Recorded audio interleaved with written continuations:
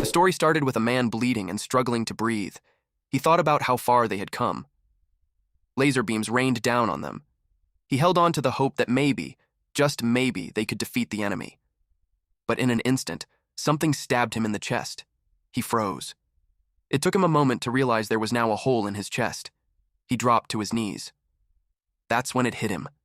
It was a freaking deadly blow. He collapsed face first on the ground. He then had a thought about how he'd end up dying without being able to do anything. His blurry eyes stared straight ahead. He was looking at the flying humanoid creature, mankind's greatest enemy, called the Liquidator. One day, this unknown being appeared and wiped out an entire continent. In this world, a special group was formed to defend humanity against these monsters. The first member was a man known for surviving a massive meteor strike without a single scratch, using nothing but a shield, mind you. Because of that, people called him the world's protecting shield, Brian Millier. There was also a great sage said to have power equal to an entire division. She is the great sage Bella Albright. In addition to that is an archer who took down a high-level dragon in a single shot. His name is Jacob Bloomfield, the divine archer.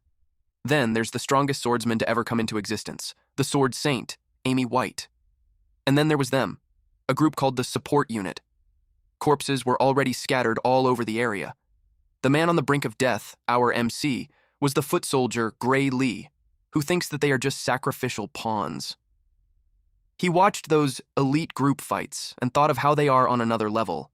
He knew that the graduates of the World Union Academy were amazing, but he didn't expect that the gap between them would be that wide. Those elites unleashed attacks that hit the Liquidator. It made him feel bad. Because he questioned if it mattered if the support unit were there or not, Amy continued to engage in a battle with the Liquidator. She tried to stab him with really fast movements. Gray grits his teeth. Witnessing the wide gap, even if they had trained hard, was painful for him to the point that it made him cry. The Liquidator skillfully evades the blades, until one blade scratched him. He was impressed that Amy was able to injure him. So he became serious. He unleashed a fast strike, and that skillfully cut off the elite's body in half. They had fallen as their blood gushed out of their body. Gray's eyes widened in shock. Liquidator showed his true skill now that he's done playing around. Gray couldn't believe that he took them out in a single blow. He realized that he was just playing until then. It pained him to admit that there's no way that they could win. He laid there in his pool of blood, but he was still conscious. Time has passed since his heart got pierced, so it was a puzzle to him why he's still alive. When his blood dripped, someone had spoken weakly, "I finally found you." The drop of blood turned into a small light, and eventually it became a message. Gray was called to come forth, for he wields great power. He woke up surprised. When he looked at his surroundings, it was a dark place with several stone structures, so he asked where he was. It made him think that it's the afterlife, though. It's quite barren. Aside from that, he also noticed someone was sitting on a throne. This person gives an impression of a god, with its black clothing, horns, and veil that covers its forehead, and a golden mark on its chest. It had a calm, stoic face. The mysterious creature spoke to him, saying that he had not perished, and informed him that his physical wounds have already been healed. Then Gray had something in mind. His injured body was shown on a screen. He asked him if he healed him. He replied that it wasn't him, but it was Gray's own power. That made Gray confused. The mysterious creature couldn't explain it to him because he was also unable to properly analyze Gray's power. But he guarantees him that his power is stronger than what the Liquidator possesses, but only if he can control it properly. Gray asked him if it meant that they could win the battle. He replied that he doesn't know and wouldn't have high hopes and yet, but he also believes they ought to get rid of the Liquidator. Which is why he stood up and pierced Gray's chest, so he could go. Then, a bright blue light appeared. A magic circle appeared on Gray's chest. The voice declared that he shall lend him his power. Eventually, Gray woke up on his bloodied corpse. He grabbed his sword. The tip of the sword was covered in dark energy. He was told that it is his own power. The mysterious creature told him that his power is not something that is visible in the naked eye. Gray understood. The Liquidator then noticed him. Without hesitation, Gray slashed the Liquidator. It saw his face. He couldn't believe that there was still a strong person remaining. His chest was scratched. Gray realized that his attack did some damage. He charged again. He was confident to say that his power was stronger than him, but Liquidator advised him not to underestimate him. The next thing Gray knew is that he was shocked. It took him time to process what just happened. His body was cut in half. Only his lower half remained, and blood gushed out from it like a fountain. Liquidator commended him for pushing him to use his all. Unexpectedly, a black mist covered the area, and a hooded man appeared. He had a mask on his face. His body was similar to a black flame. He raised his black, gigantic sword. The Liquidator was confused. He immediately created a barrier around him. The black flame was extinguished on the left side of his face, and from there, Gray can already be recognized. The Liquidator asked if he's truly human. Gray glared at him. Then he attacked him. His sword met the barrier. He tries to break through it. The Liquidator then noticed something. His barrier was shattered and the sword slashed him. He asked him again if he's truly human. Gray answered that he was wondering the same thing. Then he took a step. Gray acknowledged that Liquidator's strength isn't a joke. It didn't expect him to still be alive. It started breathing heavily. Liquidator approached him and whispered that he's going to crush him over and over until he's dead, but Gray attacked first. Liquidator was cut, and his yellow blood splattered. He called him a monster. But it wasn't about to be defeated there. Light surrounded its body as it built up more power. He joined his hands until a magic circle appeared. He stated that time's up. Our MC held onto his big-ass sword as he waited for the Liquidator's next move. Gray was surprised that it suddenly became night, but it didn't matter to him. He went behind him. He thought of slicing his neck, but his sword was blocked by his barrier. It surprised him. Liquidator told him that it's futile because within the plane of true dusk, nothing is capable of harming him. So he advised him to better stop his useless resistance and take a look at the stars. Gray's eyes widened. The star was reflected on his eyes. It got bigger and shone brightly in his eyes. Liquidator states that it's beautiful. It was like the sun, and suddenly it fell from the sky. The impact was destructive. The shooting star made a crater on the ground, and our MC could not be found. Liquidator expected that he won't be able to revive if he's completely pulverized to dust. But he was surprised when a portal started to form, and it became a large magic circle. Then someone spoke, acknowledging the great amount of power gathered. He expected that it was enough to take him back. The Liquidator recognized that it was Kronos. Kronos asked the one who wields great power if he could hear him. And since he used all of his power, he decided to send him back to the past. Liquidator cursed at Kronos. Kronos told Gray that it's all he can do for him. The magic clock started ticking. It counted backwards. When it reached 1, he told him that he entrusted the fate of the world to him. With that, Gray woke up from a nap while laying on the grass. He was confused about where he was.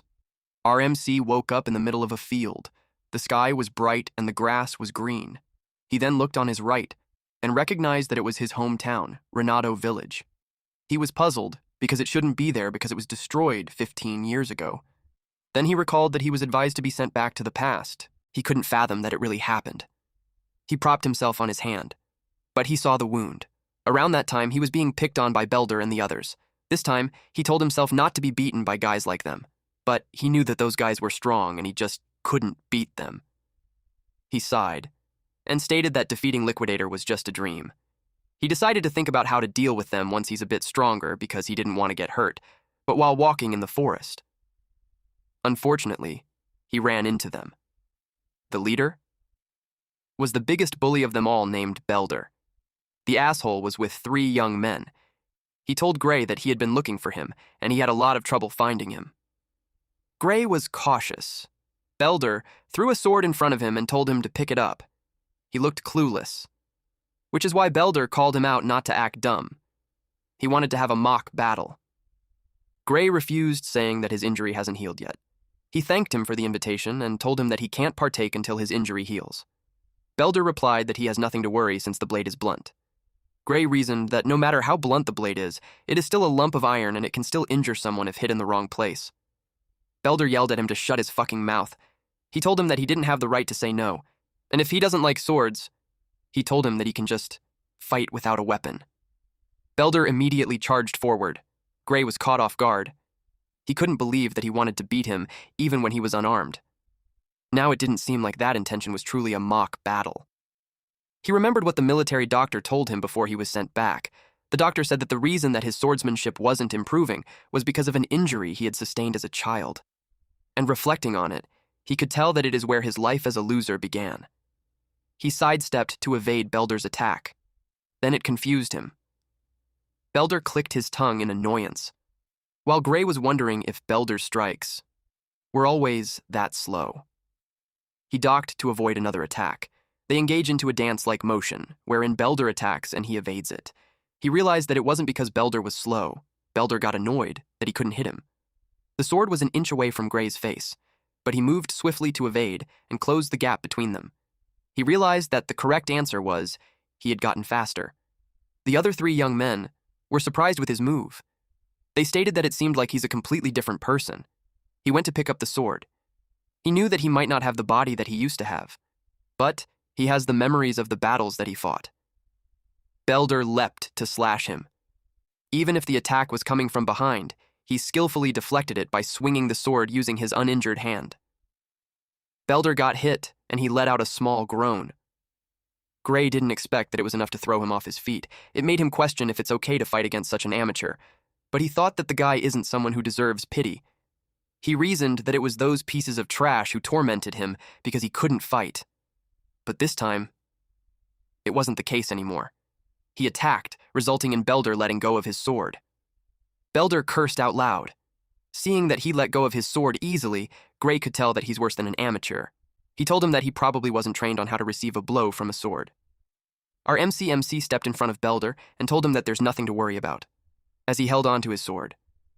He quoted that as long as the blade has been dulled, it would be totally safe to beat someone with it. Belder got hit. He couldn't believe his shoulder just bled. When blood splattered on his face, it made him cry out loud and fell on his knees. Gray didn't expect that the blade wasn't blunted, but when he checked, it was completely blunt, and had it been a sharp sword, Belder might have actually been killed. He glared at them, and continued to strike. Belder was hit on the nose. He bled a lot as he fell on his back. Gray decided to keep using the blunt edge. He towered over Belder and asked why he's screaming so much. He didn't have the right to do so when he's the one who told him that a blunt sword is safe. He grinned devilishly at him. Belder started to get scared. He yelled at those three young men to stop standing around and beat his ass. Those three were scared because Gray got strong all of a sudden. One of them suggested they go together from behind. They surrounded him. Gray asked them if they wanted another round. Belder ordered those three to kill him. Gray stated that he was going to overlook it, but he changed his mind. The forest was indeed disturbed. Those four ended up all bruised up with a large bump on their heads, and they could barely open their eyes. They meekly kneel with their weight on their heels, hands gently resting on their lap. Gray remembered how he's been so scared of those guys before. He asked them if they were from the Serious Swordsmanship Dojo. Belder replied that it was something like that.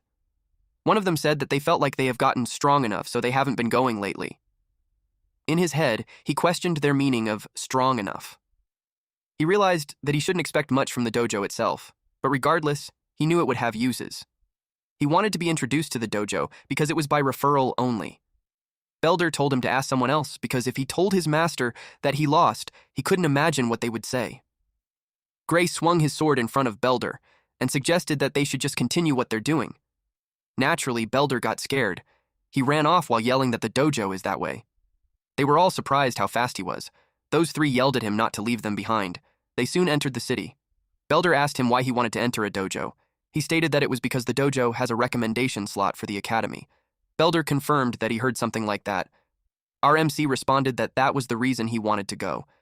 One of the lackeys expressed that Gray is already strong enough without going to the academy. Gray expressed that it would be nice if that was actually enough.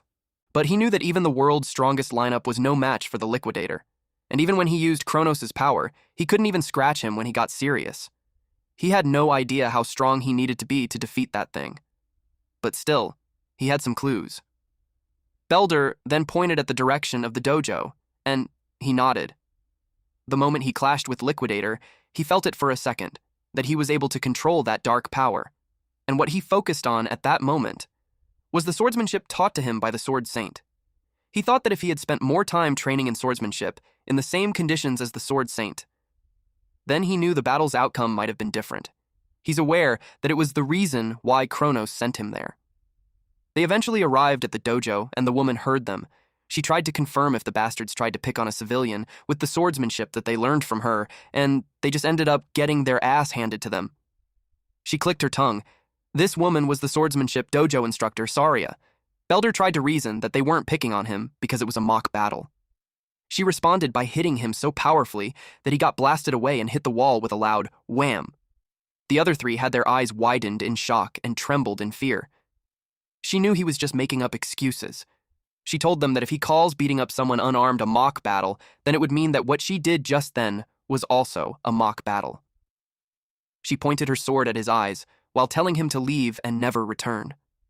She told them that they can no longer call themselves a student of the dojo from then on.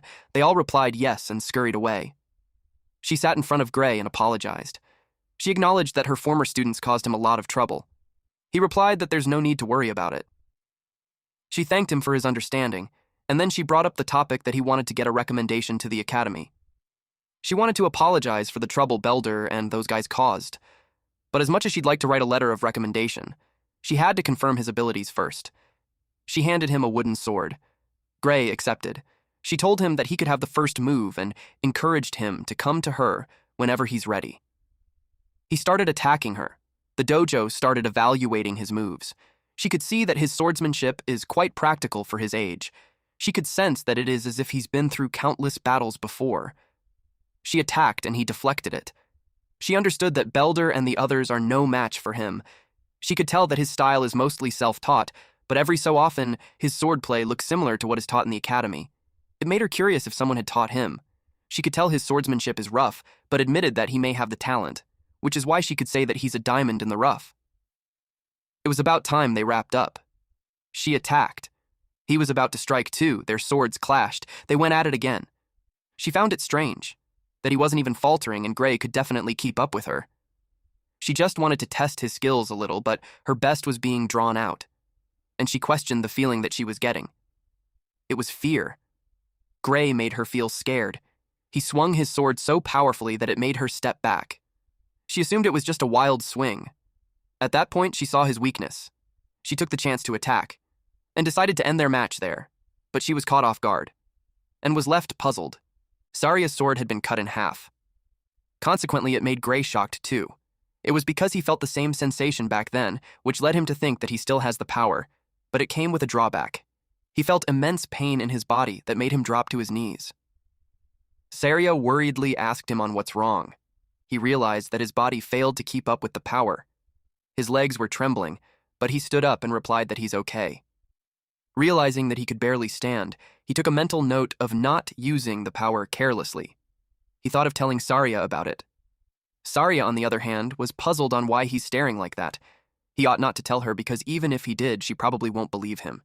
He just decided to make an excuse that he got carried away.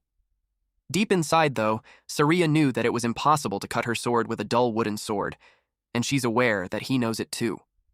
Seeing how she stared at him, it made him ask what was wrong.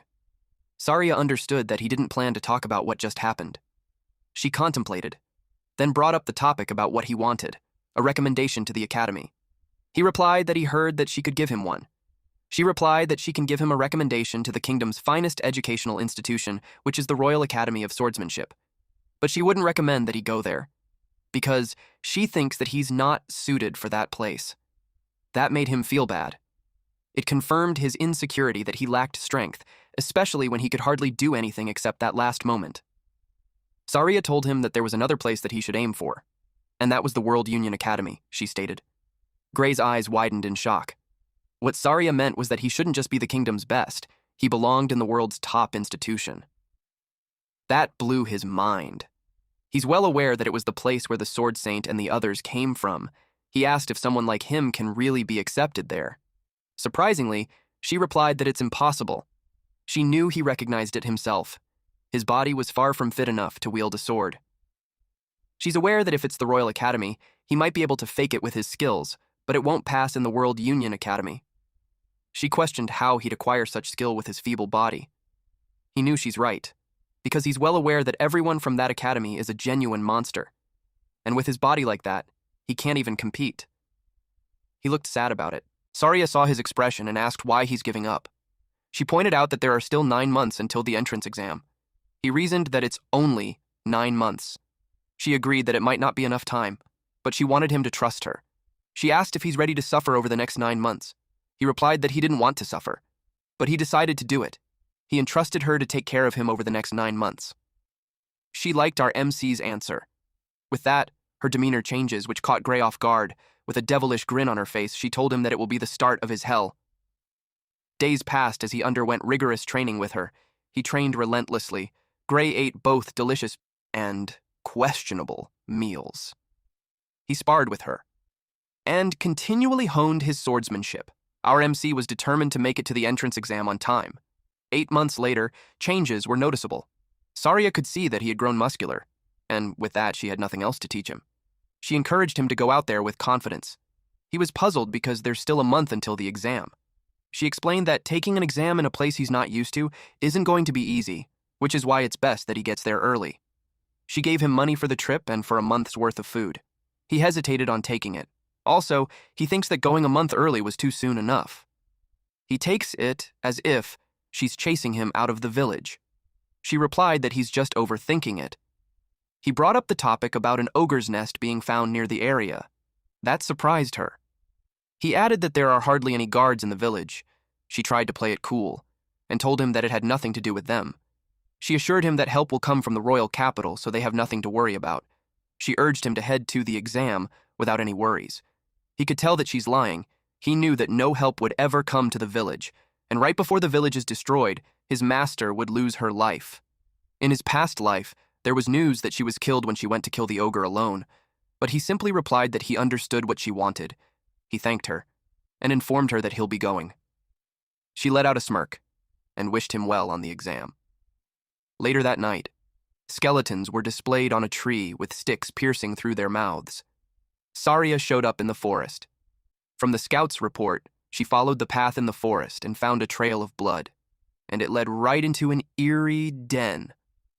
But she halted when a voice called out to her, asking where she was going.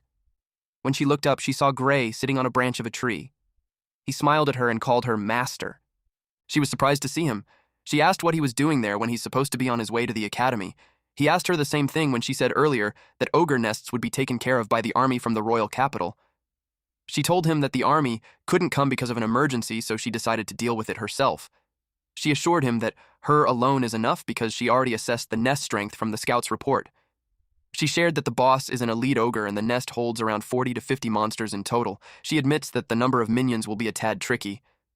Thinking about it, Gray knew that it wasn't that strong, but the ogre's real strength lies in its intelligence and leadership.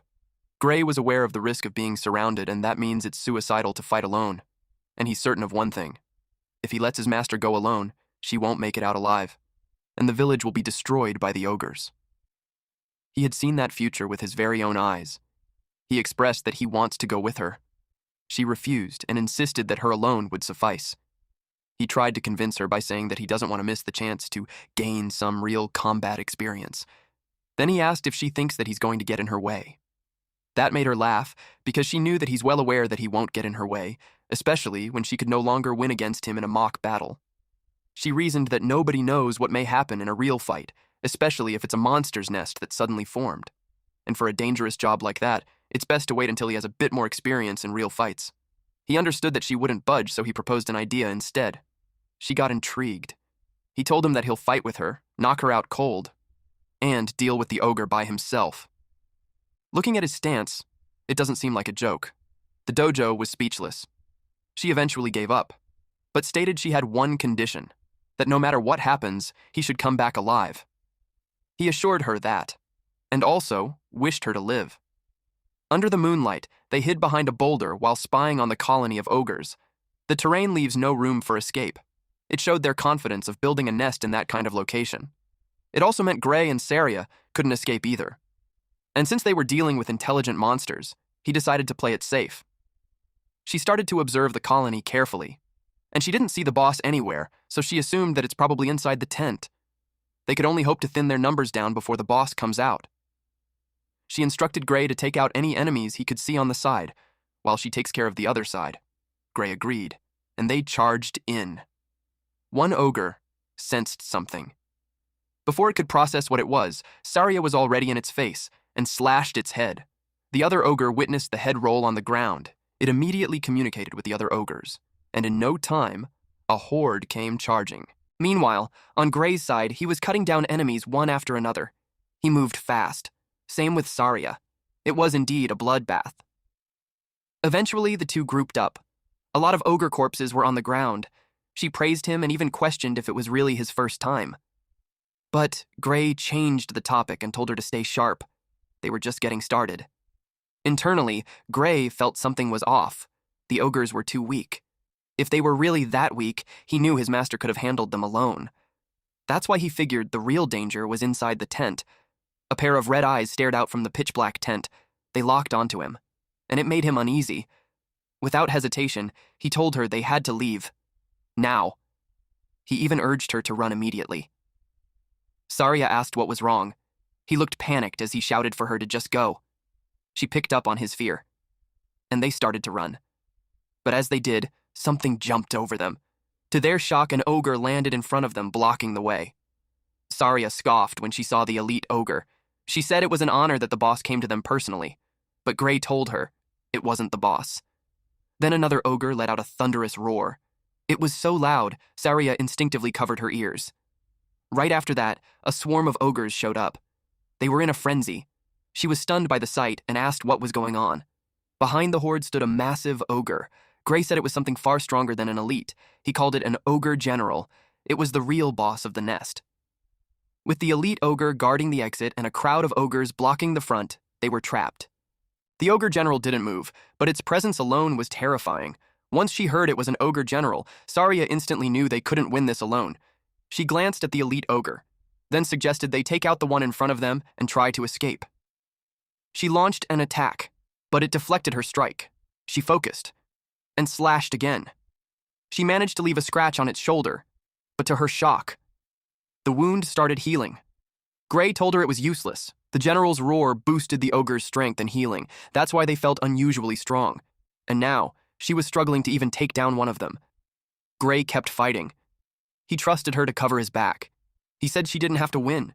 He just needed her to buy him time. She got worried and asked what he was planning. He said there was only one option left: to take down that ogre general bastard, and he meant it. An ogre with an axe knocked Gray's sword.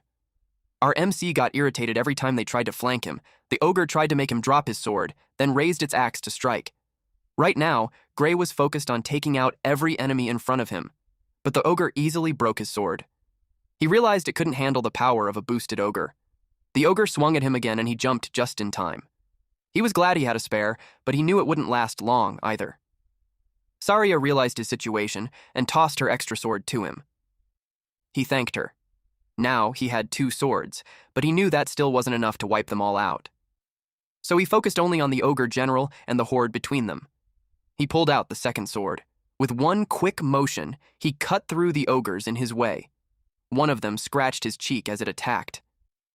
He blocked the blow as the ogre tried to push him back with its axe. He clicked his tongue, then pressed harder with his swords. More ogres were coming for him. The ogre general's weapon started to glow. Then came its deafening roar. Gray flinched. He saw the ogres grow even stronger. They charged at him again. He realized the ogre general had figured out his plan. It roared again. Gray now understood. It was undeniably smart. His sword clashed with the ogre's axe. He was pushed back, but he forced himself to just move. He rushed forward, cutting down as many as he could. He knew he didn't have time to deal with all of them. Unexpectedly, an ogre tackled him. It held him firmly while the other one raised its axe. Gray slashed the clinging ogre on its neck. He realized that they were trying out to wear his swords out by throwing themselves at him. While dealing with that, a shadow loomed over him. It was because an ogre leapt and was ready to punch him. He blocked its fist using his sword, but it was powerful that it blasted him away. Gray coughed up blood. His body trembled, he was breathing heavily, and his sword was shattered. He was now down to his last sword. He couldn't believe that he had to take on hordes of ogres and the general with just one sword, and because of his experience before he regressed, he could tell there was no way he could win. He then thought, since that was the case, he told her master to run while the ogres are focused on him. She was amused, but she couldn't do that, Saria replied. While defending attacks, he questioned her if she planned to die for nothing. He assured her that he will run after her. But she told him that it wasn't that.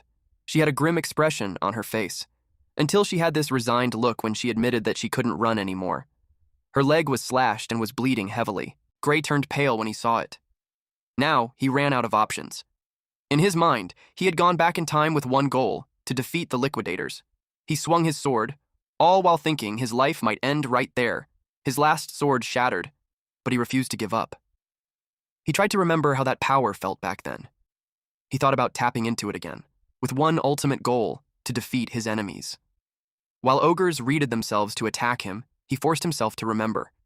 He tried to recall the feeling he had back then. Gray shut his eyes and closed them tight, and as the last piece of his sword flew right in front of him, he opened his eyes and they glowed red. He finally felt it.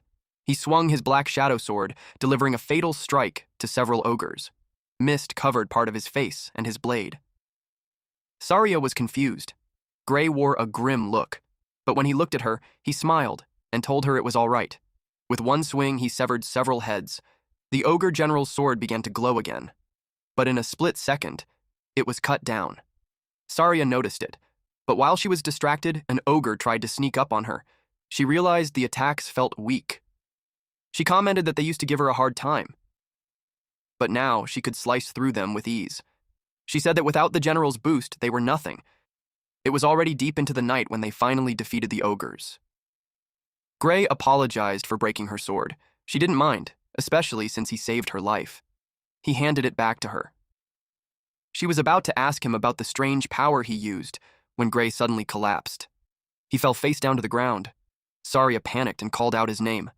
Gray's consciousness drifted into a dark realm. He asked himself where he was. Everything was pitch black, except for a single door in front of him. He looked around, confused. Black flames then burned through the chains on the door. He recognized it. It was the same power he had tapped into. He wondered if opening that door would give him that power again. The thought made him uneasy. Still, he stepped toward it. But suddenly, he felt a terrifying presence behind him. It made him freeze and step back. His breathing grew fast and shaky. Deep down, he just knew. If he opened that door in his current state, he would definitely die. Then, out of nowhere, a voice said he made the right choice. And just like that, he jolted awake. He was gasping for air, drenched in sweat. Saria was startled. He was finally awake. He asked where he was. Saria told him he was in the village infirmary, and added that he had been unconscious for 5 days. She then admitted that she was scared he might never wake up. When he realized he'd been out for 5 days, he knew he had pushed his body too far. Saria said that pushing himself didn't quite describe what he did, but setting that aside, she checked if he was able to move. Gray tried to move, but he quickly realized he couldn't summon any strength in his right arm. He could move it with effort, but it worried him. What if he couldn't hold a sword anymore? Worse, there was a strange bruise on it. It looked like someone had splattered black ink on his arm. Saria expected that he wouldn't be able to move it well. Gray wondered if she could even see the black mark. He then told her he couldn't put any strength into his dominant arm. Just as she thought, it wouldn't heal properly anytime soon. All the bones in his right arm were shattered. He was shocked. It didn't even hurt. She explained that they used a magic potion to treat it. That stunned him. Magic potions were expensive. She told him not to worry. The village chief was the one who gave it to them. Gray couldn't understand why the chief would give something that valuable to someone like him. She asked what he was talking about, then reminded him he was the village's hero. Gray was clueless. Suddenly, someone burst into the room. It was the village chief. Gray immediately thanked him for the potion, but the chief said they should be the ones thanking him. With strong emotion, the chief said that Gray had fought an ogre general, a monster that even gathered troops from nearby towns couldn't scratch, and that kind of monster had come for their village. He clasped Gray's hand tightly and said, if Gray hadn't killed it, the village would have been wiped out. The chief explained that without him and Saria, there'd be no potion, no infirmary, no survivors. None of them would even be there talking. Gray replied that he was exaggerating, but the village chief insisted. He knew in his heart he wasn't. Gray thought about that. At some point, he agreed with the village chief, because before he regressed, the village was supposed to have been destroyed by the ogre attack. The village chief told him that if he still didn't understand how important his actions were, he'd gladly explain everything in detail. He also heard that Gray was planning to take the academy entrance exam and asked if that was true. Gray's only response was, oh. Thoughts raced through his mind. He killed the ogre a week before the exam and had been unconscious for 5 days, leaving him with just 2 days left. He turned pale when he remembered the journey to the academy. It was a 3-day walk. On horseback, it would take a day, but he didn't have the money for that. He immediately asked the chief if he could borrow a horse. The chief had expected that, so he already prepared the best horse in the village for him. With that horse, he'd make it in no time. Saria joked that if he hadn't woken up that day, they would have carried him there while he was still asleep. She then opened the door. The sunlight made him squint. He saw the horse waiting, and a huge crowd around it, holding banners, thanking him and wishing him luck on the exam. Everyone wore bright smiles as they showed their thanks. Many people came to thank him personally. One man stepped forward and handed him a pouch. He asked what it was. The man said it was something the whole village pitched in for. They heard applying to the World Union Academy was expensive. Gray was deeply touched by the gesture. He smiled and thanked them, then said it would be hard to return if he failed the exam. Saria told him not to worry. After all, he's the only one applying to the World Union Academy who's defeated an ogre general. But Gray was still worried about his right arm. She reminded him his left arm still worked fine. He nodded. Saria said that was more than enough, and he didn't need to use that power either. He argued that the exam might not be that easy. Passing it with just one arm didn't sound simple. Saria reassured him. She said he'd definitely stand out, and the examiners would recognize his strength. She was confident. With full belief, she told him, he will pass. He thanked her, and said that with her saying it like that, he had no choice but to pass. In his past life, the village had been destroyed, but now, it was still standing. Gray realized the world wasn't the same anymore, and that meant the future could change. All of it, thanks to his power. And now, he was set to go. Eventually, he made it in time. He even thanked the horse for getting him there. He looked straight ahead and saw a city surrounded by a lake. He finally arrived at the World Union Academy. At the arena, the host announced that they would begin handing out exam tickets. Until the process was done, all examinees were to stay inside the central arena. There were a lot of people, but only 20 would pass. Someone mentioned that the number of successful candidates changes every year. Sometimes 50 make it, other times, only 1. The host then called Professor Ariel to the front. She walked in and began distributing the exam tickets right away. She instructed the examinees to take the paper that would appear before them. She then snapped her fingers. A golden light filled the arena. A paper appeared in front of each examinee. Gray was examinee number 513 under the fencing course. He noticed everyone else had theirs too. She explained they would only see their number and course, and reassured them that this was how it's done every year. She gave a small grin, then told them that the World Union Academy does not judge based on age, gender, nationality, or status. That even included their names. None of those things mattered to the Academy, she added. Only those who passed the exam and earned the right to cross the bridge would be asked for their name, and even then, they could give a fake one if they wanted. Gray was confused. Even though he left his sword at the inn, his paper still said he was in the fencing course. It made him curious about what kind of system they were using. Then, Professor Ariel explained, they assigned the courses based on appearance. She said if she got anyone's course wrong, they should raise their hand. The examinees were stunned. They couldn't believe she sorted them just by looking, especially with so many people there. Some of them guessed she had already looked them up. Others thought maybe she used some kind of mind-reading magic. But after a while, no one raised their hand. So, she concluded that no one had been misassigned. Next, she announced their exam schedules. She told everyone to check their tickets. Gray's paper said he was scheduled on the first day, at 11 a.m. He didn't like it. He was hoping for a little more time to let his arm recover. Professor Ariel reminded them it was a one-shot practical exam. If they were late, they'd be disqualified. No exceptions, no reschedules. Gray held his arm, thinking he still couldn't use much strength. He silently prayed it would get a bit better by tomorrow. The next day arrived. He was in a pinch because it didn't heal at all. He had no choice but to take the exam with his arm still that way. He was called to the entrance of the arena. He took a deep breath and reminded himself not to be pessimistic about it. He evaluated that his left arm was still functional, and he can move his right to an extent. He used the time he had left to watch the examiner's moves, and to find an opening. The examiner told the examinee to make the move first. The examinee charged at the examiner. His swings were heavy, but the examiner just sidestepped to evade it. The examinee yelled that he's not done yet. He grips his sword with both of his hands and swung it. The examiner blocked it using just one hand. Seeing that happen, the examinee's spirit got crushed. The professor then charged at him and blasted him away with just one swing. The guy fell on his back, and the examiner concluded his exam. He was instructed to retrieve his weapon and exit the venue. Seeing that, a small smile formed in Gray's face. He already knew it. He was totally done. There was no way in hell he could win. Not long after, the examiner called his number. As he walked toward him, he couldn't believe he had to fight someone who had taken down a man twice his size using only one arm. Gray was instructed to make the first move.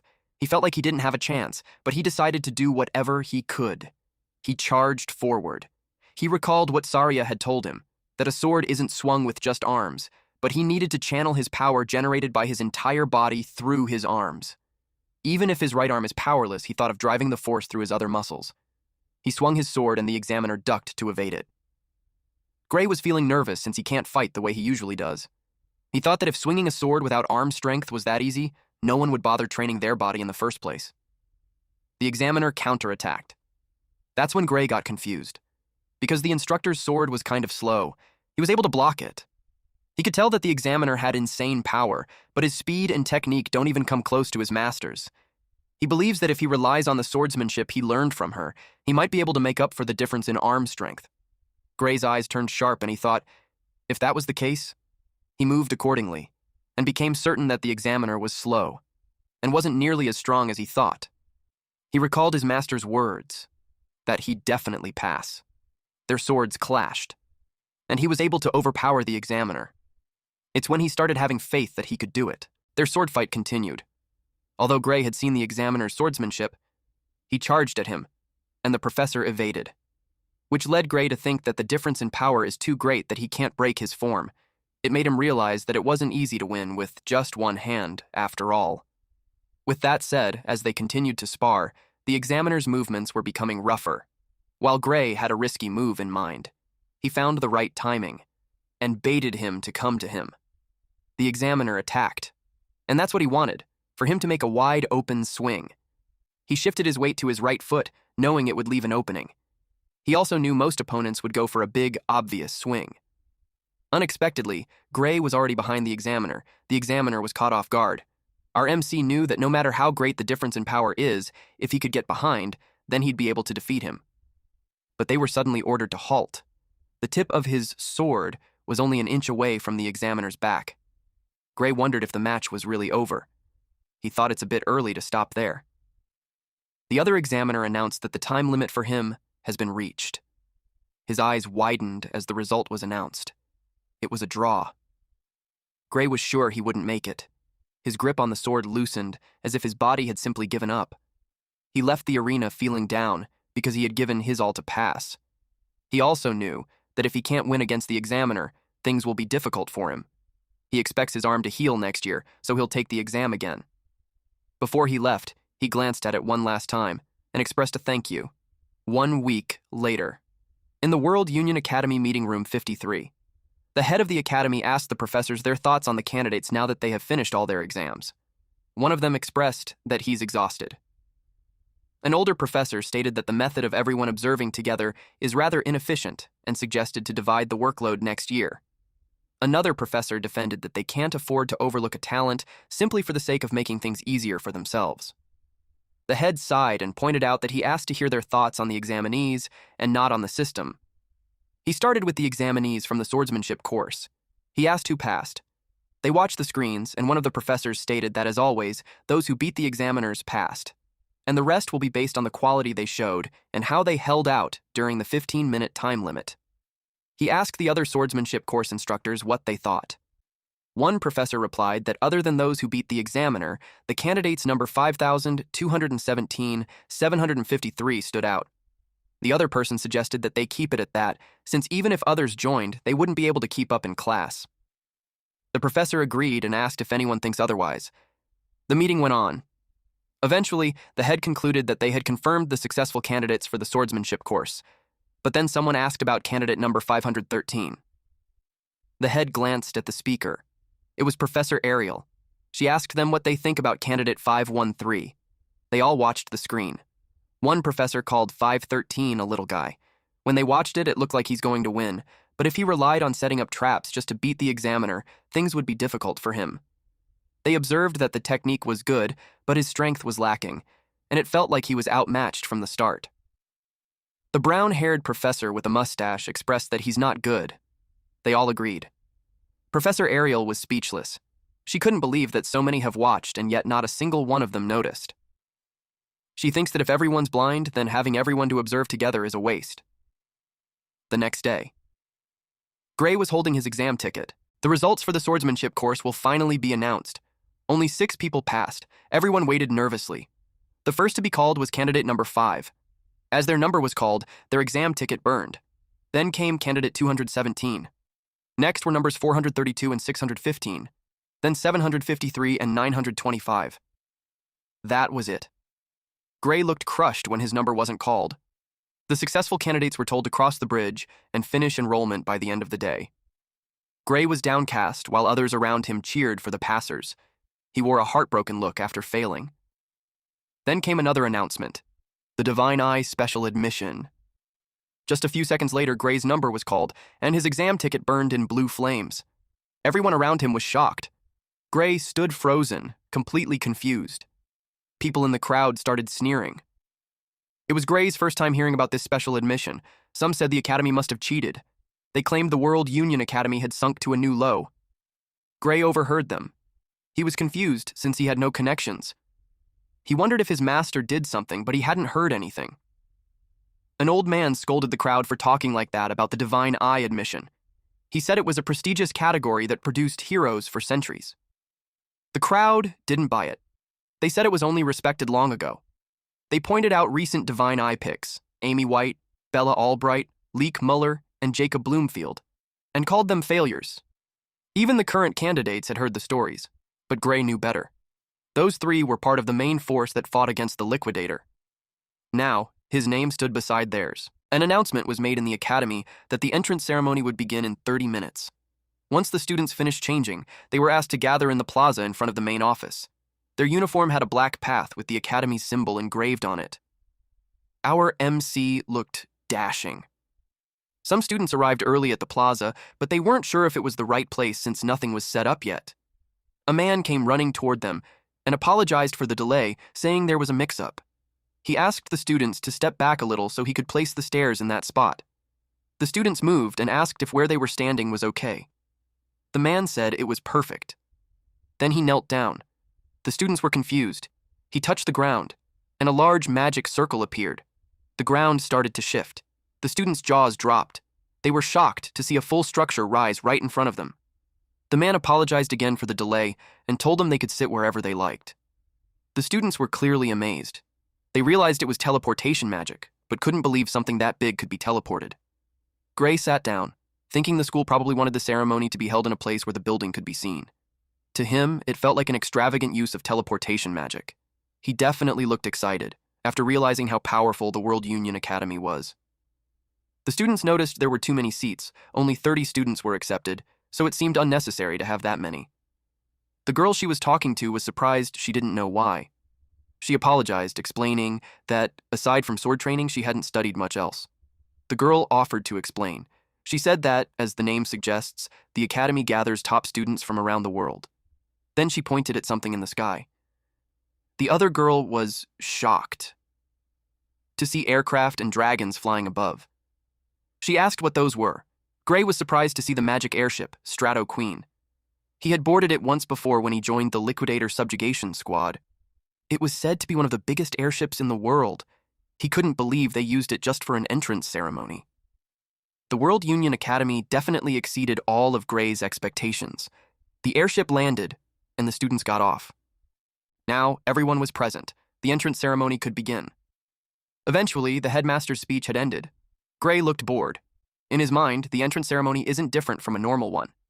The next part of the program is the greetings from the top students of each course. Leonhardt, the top student of the swordsmanship course, was called in front.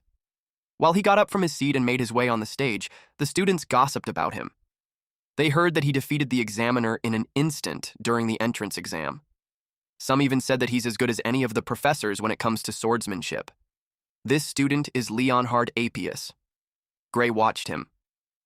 Before he reaches the mic, he confirms with the heads if he's allowed to speak freely. They replied yes, and he thanked them. Then he stated that he had one complaint that he'd like to make to the academy. Before he continued on that, he greeted his fellow students and all of those who were admitted in the academy through a proper way. He stated that it's an honor to be admitted to the academy with the rest of them. He told them that they should graduate as individuals capable of making meaningful contributions to the world, so he encouraged them to work together.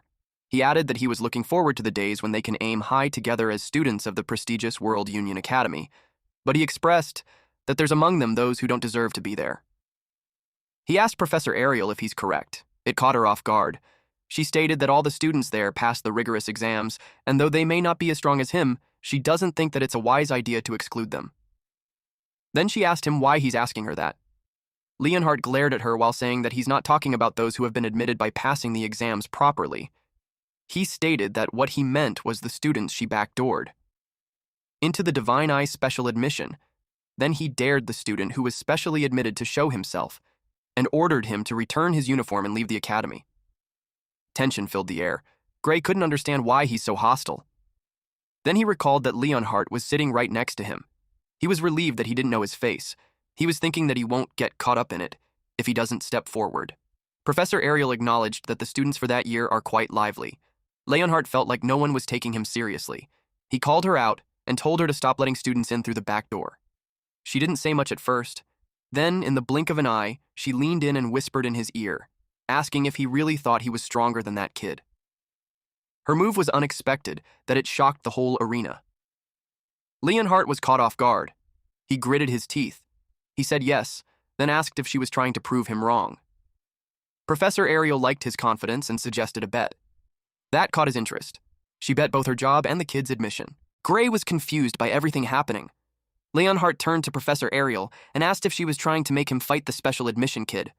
Professor Ariel calmly replied that she'd never do something so boring. She added that if Gray went all out, Leonhardt would be dead. As a responsible teacher, she said she'd never put their lives in danger. Leonhardt's veins popped in anger.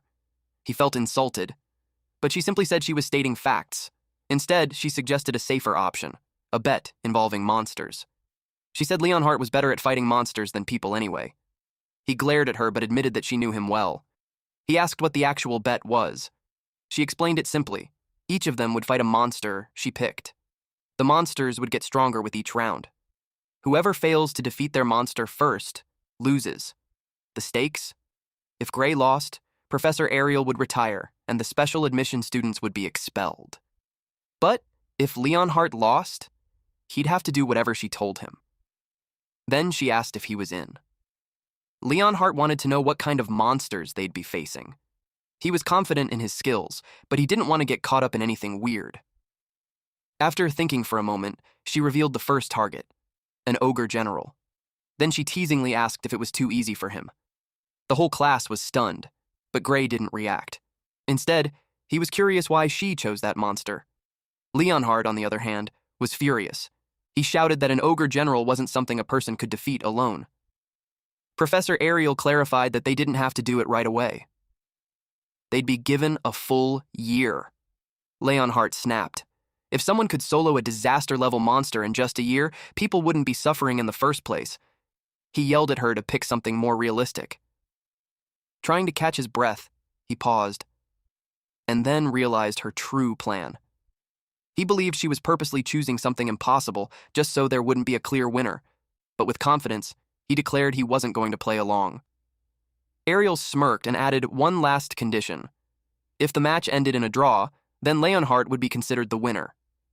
Basically, if Gray failed to defeat the ogre general, she would be fired, and all the special students would be expelled. She asked him what he thought about that. He looked at her like she was crazy. He couldn't shake the feeling that the bet was already stacked against him. She took his silence as agreement. Just to be clear, he said it better not be a weakened ogre general or anything like that. She calmly replied, "Of course." Then, with a flick of her hand, a feather pen appeared out of thin air. She told him that the terms were already written in a magic contract, and he could sign it if he had no objections. He read the contract, and chose to go through with it. Still, he had to ask, did she really believe that the kid could win? Her answer was vague. She said, "Who knows?" Then she quietly returned to her seat. The other professors whispered among themselves, wondering what was wrong with her. Some thought she was just using the bet as an excuse to retire. It wasn't too far-fetched. She was past her prime, after all. Gray had no choice now. The bet was official, but something bugged him. Why did she include the one he defeated before enrollment when she said the time frame was a full year? She then watched our MC in silence. Gray realized the bet was already sealed the moment it started. As he stared at her, she put a finger to her lips, telling him to stay quiet. That's when Gray knew. She played dirty. Eventually, the opening ceremony ended, and everyone went to their assigned classes. The first subject was basic magic. It was surprising to some that the lecture started right away on day one, but as students of the academy, they had to understand every single day mattered. The professor began the lesson by teaching how to use magic. It was the most basic topic. He explained that the body holds a hidden energy called ether, by guiding it through the body's magic circuits. He continued writing and explaining on the board. Gray was in that class. At first, he was worried he might not keep up, but it turned out he already knew this lesson from boot camp. So far, so good. But there was one big problem. Out of all the possible classes, he ended up in the same one as Leonhardt. He silently prayed Leonhardt wouldn't find out that he was the Divine Eyes special admissions student. The professor noticed Gray looking uninterested. He scolded him for already looking away just 5 minutes into the lecture. Gray was shocked he got caught with just a glance, even though he was seated all the way in the back. He quickly apologized. The professor challenged him. If he looked that confident, why not prove it in front of the class? He even taunted him by expecting him to be able to use basic magic.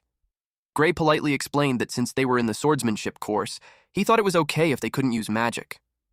The professor replied that even if you mainly use a sword in combat, it's still important to understand the basics of magic, at the very least to coordinate with mages.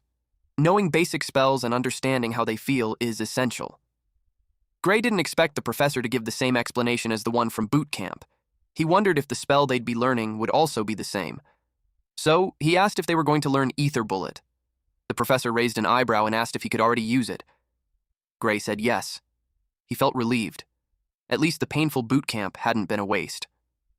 Seeing a chance, the professor decided to set up a match. He knew Leonhardt, whom he called Leon, could also use Ether Bullet. Leonhardt confirmed it. He added that even before entering the academy, he had trained in both swordsmanship and magic, which, in his opinion, made it risky for another student to fight him seriously. But the professor wasn't worried. He said that even if there's a big difference in skill, they were just using ether bullets. It's not like anyone would die. And he didn't plan on asking Leonhardt to hold back either. Then, the professor dropped a bomb. He revealed that Gray was the Divine Eye student for the year. Everyone turned to stare at Gray. He knew he was in trouble now. The professor grinned like a devil as he exposed everything. Leonhardt responded coldly. He said he would show Gray how things really worked, and what kind of place the academy truly was. Leonhardt glared at Gray and told him to step forward. They stood face to face. The professor explained that once he gave the signal, they would fire their ether bullets at each other. Gray had only trained in magic for a few days during boot camp. And even though the professor said it wouldn't be fatal, he knew he probably wouldn't walk away without getting hurt. The professor gave the signal to start. Leonhardt was set on proving how much stronger he was. Gray had no choice. He decided to just go for it. Leonhardt released a small baby blue orb of light. But when Gray cast his spell, a large glowing blue orb formed in front of him. The next moment left everyone stunned, their faces frozen. Even our MC was in disbelief. Gray's ether bullet overpowered Leonhardt's. It made Leonhardt shriek. The professor immediately intervened and formed a barrier in front of Leonhardt to protect him. He was relieved to have saved him. But to their surprise, the barrier broke. It completely shattered and blasted Leonhardt away. It emitted a powerful gust of wind and a blinding light. Other students got affected by it. Leonhardt let out a loud scream as he crashed to the floor. The professor rushed to his side and asked if he was okay.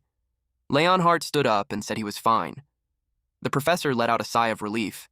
Then he looked at Gray. He realized that if the barrier hadn't weakened the impact, Leonhardt could have died.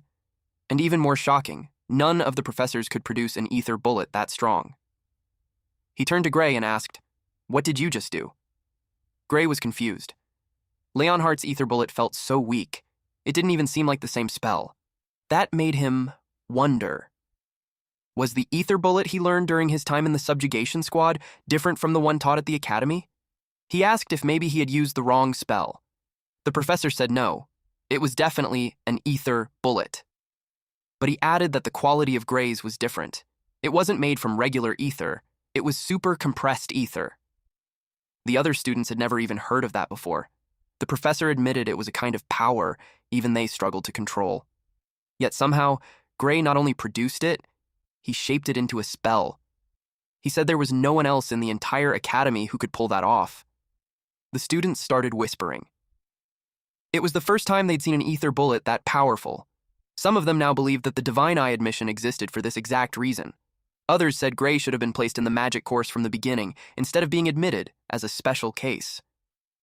But in Gray's mind, something didn't feel right. All the spells he learned at the subjugation squad boot camp were like that. And even among his group, he wasn't considered particularly talented. He asked the professor if he was just joking, because with enough practice, anyone should be able to do something like that. The professor burst out laughing. Gray was confused, especially when the professor laughed even louder. Then, out of nowhere, the professor grabbed him by the shoulders, stepped into his personal space, and told him to transfer to the magic course. He even offered to personally vouch for him. According to him, Gray was more gifted in magic than in swordsmanship. Gray politely declined, saying he had always been told he wasn't good at magic. The professor looked at him like that was the funniest joke ever. He couldn't believe Gray. Someone who understood the ether compression technique well enough to create super compressed ether thought he lacked talent. He called Gray a once-in-a-generation genius, someone even the academy would call a prodigy. He added that whoever told him he had no magical talent clearly didn't know what they were talking about. Then he asked again, was Gray really sure he didn't want to switch to the magic course? The professor was known for rarely handing out compliments, so the students were stunned. They couldn't believe he was praising someone this much. He kept pressuring Gray, saying that if someone like him didn't study magic, it would be a loss for the world, and even called it a crime against magic itself. Gray let out a nervous laugh. Then, something clicked. He suddenly remembered where he had actually heard about the ether compression technique before. In his previous life back at boot camp, someone once explained that in the old days, people didn't even know that Oud, also called life force, existed. Because of that, casting proper magic was incredibly hard. They had to keep compressing ether inside their bodies and hope that a bit of it would mix with Oud by chance, just to create a usable spell. A woman with baby blue hair and golden eyes had called that process laughable. Now, in the present, Gray asked the professor if he had ever heard of Oud. The professor looked confused. That reaction confirmed it. This world still didn't know about its existence. Gray realized something big. What he had learned in the subjugation squad was knowledge from the future, and he knew he had to be careful about who he told. The professor brought the topic back and asked again if he was willing to transfer to the magic course. Gray gave a proper bow and apologized. He explained that he loved swords. As grateful as he was for the offer, he had to decline. The professor accepted his decision, but he told Gray that if he ever changed his mind, he was welcome to come to him, any time. Gray thanked him sincerely. Then the professor told him to go back to his seat. He also added that from now on, he wouldn't scold Gray for looking bored in class or even for leaving early, because he knew this lecture was far too basic for someone like Gray. The other students were impressed. They couldn't believe that Professor Carlos thought so highly of Gray. Meanwhile, Leonhardt watched him closely. He clutched his chest. His cheeks turned slightly pink as he looked at Gray with admiration. He even called him Lord Gray. Gray felt a chill run down his spine. It was honestly a little creepy. Later that day, Gray received a letter from Professor Ariel asking him to come to her office after class. The sudden summons caught him off guard. He wondered if it had something to do with Professor Carlos. He guessed she might also be planning to recommend he switch to the magic course. When he reached her office, he stood in front of the door. Before he could knock, Professor Ariel called out from inside, saying it wasn't locked. He walked in. But then, he was suddenly attacked. He quickly drew his sword and blocked the attack with ease. The girl who struck at him was stunned. Gray realized he reacted purely on instinct, but he still wanted to know, why did she attack him? Then he got a good look at her face, and was shocked. She looked familiar, like someone he had seen before. Someone from across the table said that he did great. It was Professor Ariel, and Gray had just proven that her eyes were right. The man on the side asked if Bella wasn't holding back. He had to confirm if she had received an instruction from Ariel to go easy. Her movements were flawless, but to have her sword be knocked out of her hand so easily was unnatural. Hearing her name, Gray had confirmed that she really was Bella Albright. She was the Grand Sorceress. Ariel couldn't believe that those two men were seriously saying those things. She suggested that if they couldn't tell if Bella was holding back or not, they should quit as a professor. The professor replied that they were just joking. Since he lost, he gave her the coins. Gray had to ask what they were doing. Ariel replied that they were betting on whether he can fend off Bella's surprise attack or not. And thanks to him, she made a good amount of money. Then she threw him his share. His jaw dropped upon seeing the gold coin. It was worth a fortune. And the other professor started saying that it was just as she said. They noticed that from that exchange earlier, Gray deliberately didn't use his dormant arm. Almost as if he was trying to protect his immobile arm. One professor speculated if it was from an injury. The other thinks that rather than an apparent physical injury to the muscles, it was more like a deeper kind of wound. The professor agreed that a simple injury wouldn't cause that. Gray couldn't believe that they could tell it just from looking. The professors replied that if they couldn't tell that much, they wouldn't be professors in the academy. Though, Professor Ariel was already aware about it during the exam. Professor Ariel told them to leave now that they understand. She told them that he's her student and she won't give him up. The professors admit that Gray has potential. But, if the wound doesn't heal, it still means that he failed to meet the academy's admission standards. Before they left, they told him to keep that in mind. And they were gone. Now that the nuisances were out of the way, Professor Ariel brought up the topic about magic. They had a conversation over tea. She heard that he used a super compressed ether in Professor Carlos's class. He didn't expect that she already knew. She replied that he came to her office and asked her to hand Gray over to the magic course. Obviously, she declined, because to her, he's more suited to wield the sword than magic. Our MC didn't expect to hear that from her. She added that he doesn't look like he's good at magic compression, and he didn't show signs of having practiced it. He was overwhelmed that she simply knew by looking. Because of that, he decided not to lie. And it was just as she said. She asked what kind of trick he used. She promised not to divulge it to anyone, and will give him a reward. She really needs to know for Bella's sake. He was almost called the sorceress. Professor Ariel explained that Bella was a genius when it comes to magic theory. She's far from the best at wielding it. For some reason, she just can't use the ether compression technique well. That's why she can't create super compressed ether. Gray did hear before that Bella was a late bloomer. Then Professor Ariel continued to say that from what she heard from Professor Carlo, when Gray used super compressed ether, he didn't look like he compressed ether at all. So if there's a way to use super compressed ether without actually compressing ether, then Bella won't have to be sent to Professor Varian. Gray recognized that name. He asked if she meant Professor Varian Bradley. She realized that he knew him. Well, it's impossible not to know him because he's extremely infamous. After all, he has conducted countless experiments on humans, murdering many in the process. On top of that, he has caused magic disasters that resulted in the death of tens of thousands of people. He is history's worst magic criminal. Gray was surprised that he still hadn't been caught in that period. Professor Ariel shared that if Bella can't create super compressed ether by the end of the year, she'll be sent to him and will undergo surgery. He was surprised to hear that because it was such a bad idea. Professor Ariel agreed. Though the surgery was under the pretense of enhancing her magic abilities, it's actually human experimentation. It hasn't been made public, but rumor has it that because of him, some people have died, while others were left broken. Bella spoke that it was dangerous and scary, but she will be expelled by the end of the year if she can't use super compressed ether.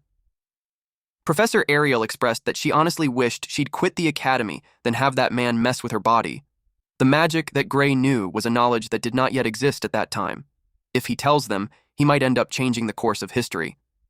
He saw Bella trembling, and it made him recall his past encounter with the Liquidator and how helpless he felt. He realized that there's not a reason to share when that hellhole people call the future is much better off changed. He replied that he understood, and promised to teach her on how to use super compressed ether at dusk in the arena. He wrote some notes on the board. It was everything he knew about magic, and he reminded them of their promise of not telling anyone what he just shared. Professor Ariel assured him of that. They even signed a magic contract, and if they broke it, they'll die. He asked them what they thought of what he just shared. Professor Ariel admitted that just learning about OD blew her mind, but the knowledge of magic he revealed was beyond that. Bella replied that it was brief yet well organized. To her, it felt like she was listening to a magic class from hundreds of years into the future. and just hearing his explanation has definitely advanced the history of magic by 100 years. In his head, he answered that it was from her lecture 10 years from then, but he understood that it sounded like it was advanced by 100 years to a person in that era. Professor Ariel expressed that there was a lot of information that she couldn't judge properly. She asked Bella if she thinks that what he said was true. She replied that there's a good chance that the theory was correct and none of it contradicts the current magic theory. Plus, the quickest way to find out was to test it. That is why they were there. If everything Gray said was true, the spell should work. She gave them the copy. He read it and was confused. She released a light on her staff to demonstrate her full strength based on the theory. If he remembered correctly, Bella's full strength was said to be capable of burning down an entire city. Moreover, she was said to be unable to properly control her powerful magic output. Before he could finish the thought, her power expanded. Even Bella was confused. And the next thing they knew, her power erupted. The concentrated magic bursted to heaven. No one had ever expected her to release this much mana. It was such an overwhelming power. If she hadn't taken control of the magic a split second earlier, he would have died. She did literally save his life. Meanwhile, Bella was happy that she had done it. Plus, she was able to control it too. She formed a dragon with her magic and found it so fun, but she was depleted of ether and passed out. Gray panicked, but Professor Ariel told him to relax. Bella simply fell asleep because she ran out of her ether. She told him to let her rest. Gray was relieved. Professor Ariel couldn't help but express that she was marvelous. She put together magic on that scale in such a short amount of time. Even when asleep, Bella replied that it wasn't her who was amazing, it was the theory. Because of it, she can easily create a super compressed ether. In Gray's head, he responded that it was her theory, though. Professor Ariel was relieved that Bella no longer needs surgery now that she can create a super compressed ether. She planned to personally Bradley to call it off. She was glad about that, but more especially that Bella didn't lose her magic control. Gray asked about it. She explained that even if variant surgery can increase one's magical output, it comes at the expense of control. Exactly how it works is a secret, but it seems to be a surgery that forcibly breaks one's limiter. It made Gray think that the reason the sorceress in the past world couldn't control her powerful magic was because of that surgery. Professor Ariel pointed out that it was thanks to Gray that Bella could now use a super compressed ether. With that, the contract had been fulfilled.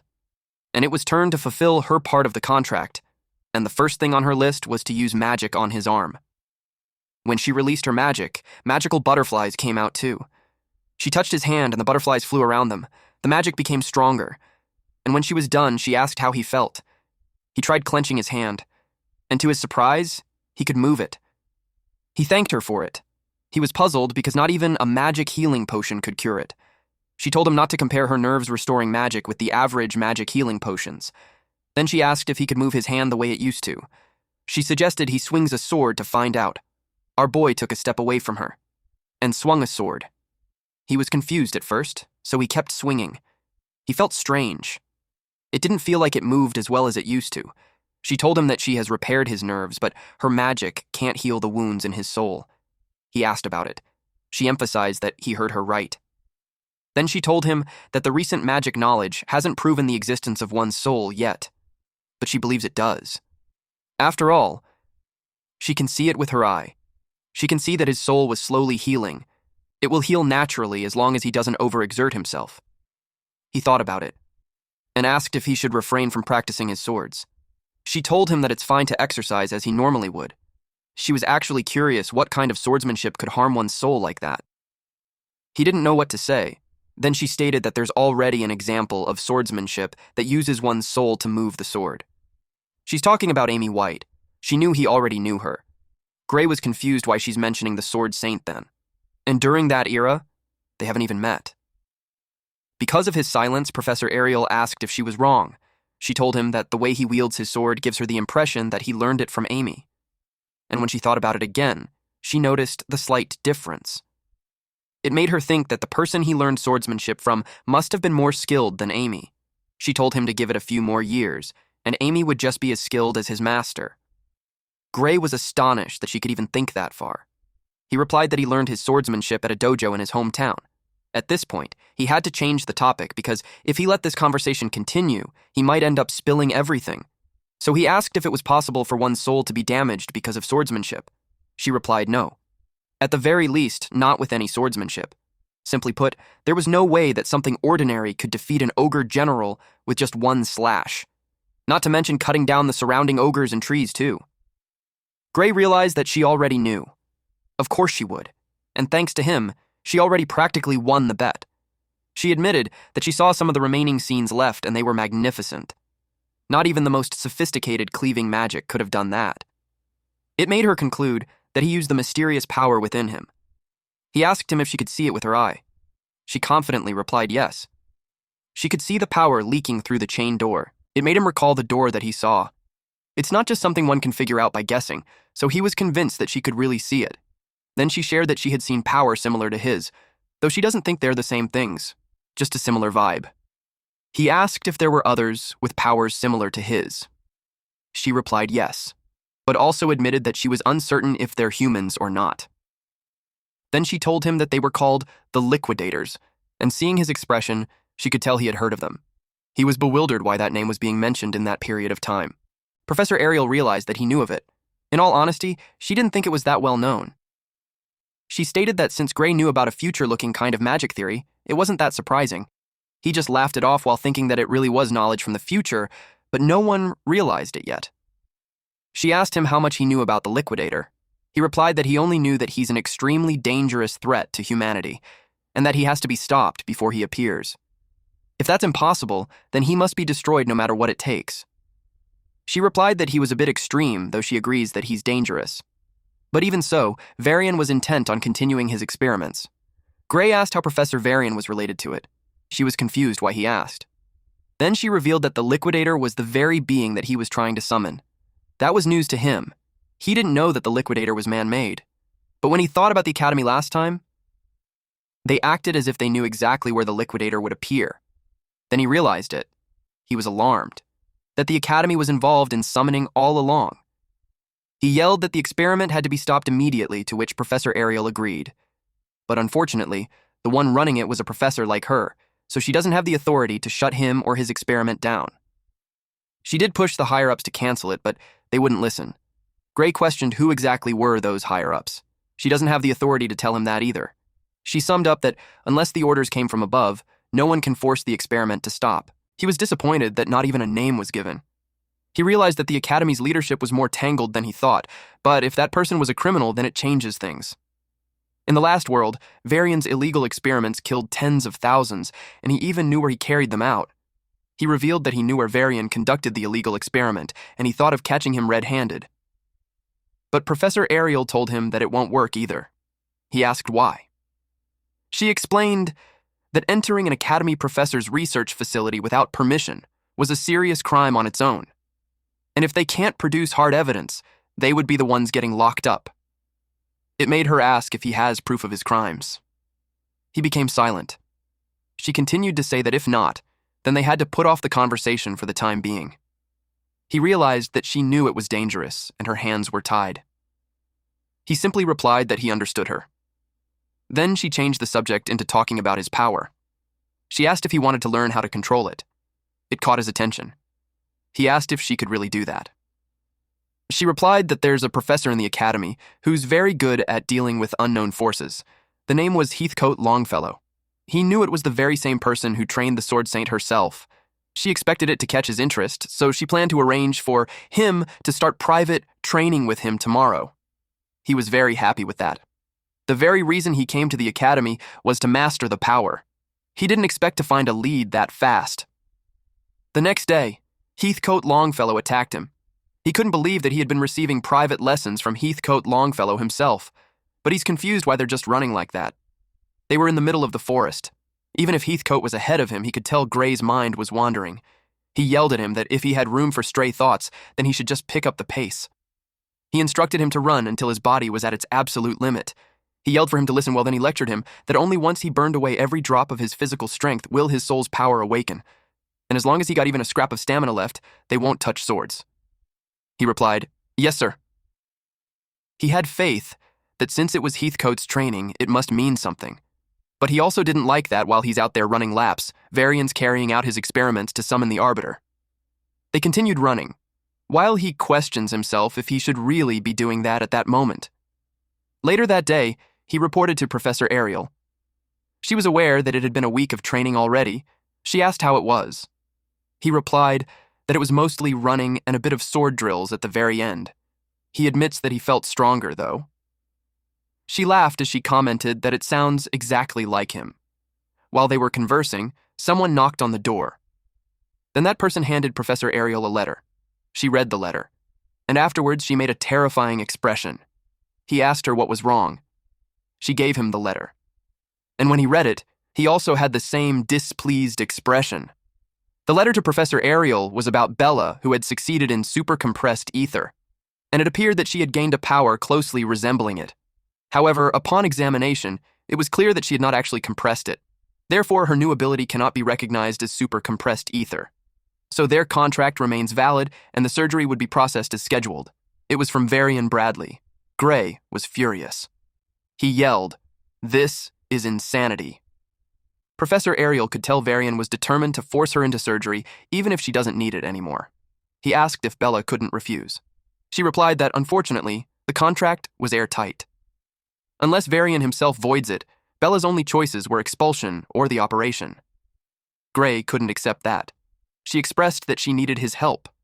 She wanted to know where Varian's lab was, because if they exposed him as a criminal, the contract would be null and void.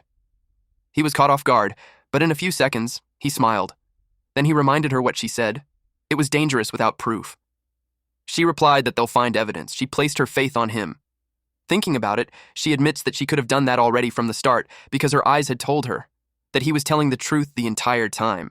It just took her long to admit that. She demanded him to show her the way, and together, they would bring Varian's crimes to light. Gray informed Professor Ariel that Varian's laboratory was located in the mountains near the village of Toruel. She remembered him having an academy-authorized laboratory there. He couldn't believe that he's doing illegal experiments in an authorized lab. She told him that there's no better place to conduct illegal experiments except there. No one would bat an eyelid even if he stays there for long. On top of that, no professor of the academy would interfere with another's lab. But as long as they get the evidence of his crimes, they won't be charged with breaking into his lab. Suddenly, Bella knocked on the door. Professor Ariel invited her to come in. Bella reported to her that she received the letter. Professor Ariel took it off of her hands and told her not to worry because she'll take care of it. Bella was about to ask what she meant. She asked if the professor was planning to fight Varian for her sake. She also asked if she would do it all by herself. Professor Ariel was amused. Then she replied that she alone was enough. Bella turned to Gray.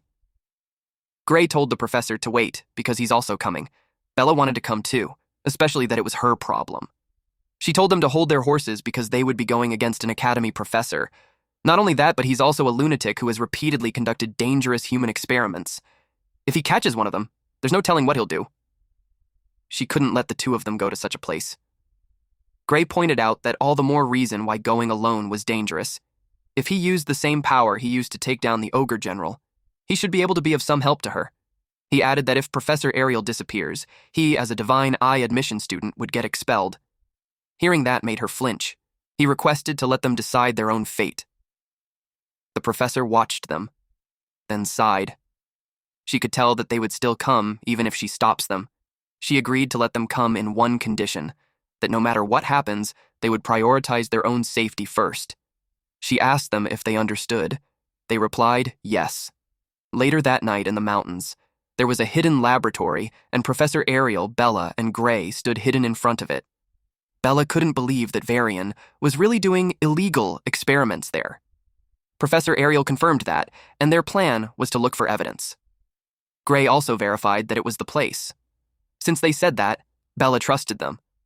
But she was hesitant if they could really gather evidence without any trouble. Professor Ariel expects Varian to be at the Magic Society's conference, so he's not there. There was a good chance that the entrance was rigged with traps, so they had to bust in through the sidewall. Bella wondered if that's really okay. Professor Ariel replied that breaking into an academy's authorized lab was already a crime anyway, so it was all good. She told them to feel free to go back if they changed their minds, but she was determined to go. Before that, though, she asked Professor Ariel if she's sure because she's doing all that for someone like her. Gray told her that she was wrong, because stopping the experiment was for the world's sake. If they don't, countless people would die. More so, the world would be sacrificed. Bella asked him what he meant. Professor Ariel expressed that what Gray said might be an exaggeration, but she agreed that he must be stopped. She told Bella not to worry too much. She clarified that they weren't putting their lives on hold because of her. Then they moved out. Our waifu professor immediately summoned lots of magic circles. She attacked the laboratory and made the wall collapse. It was such a huge explosion. Gray couldn't help but think it was over the top. Now that there's a hole on the wall, they stepped in. Gray's eyes widened in what he saw. It was such a dark alleyway with cells on the side, and there were people who were skin and bones chained on the wall. Some bled from the lost limbs or punctured body. Just by seeing that, Professor Ariel could already tell that there was no need for them to make an effort in looking for evidence. There were so many of those people. Just a glance was enough for Professor Ariel to see 14 forbidden spells which were criminal offenses in and of themselves. There wasn't even a need to mention the unauthorized human experimentations, an equally serious offense. While they were roaming, something caught their attention. It was some sort of an altar. Bella asked what they should do. Their plan was to leave with evidence, but it made her ask if they should rescue the trapped people too. Gray replied that they shouldn't stay there for long because Varian might return. To his surprise, someone spoke behind him and asked if he called for him. Professor Ariel asked what happened to his conference. It was Varian. They were all surprised that he's there. He replied that he arranged for a double to go there in his stead because he had an important experiment to do there. Professor Ariel asked about that important experiment. He replied that he got some fresh materials, and he wanted to use them while they're fresh. He was talking about the bodies lined up hanging in one of the cells, but he had changed plans. Hearing that sent shivers down their spine. He wanted materials with more potential for magic than the average person anyway.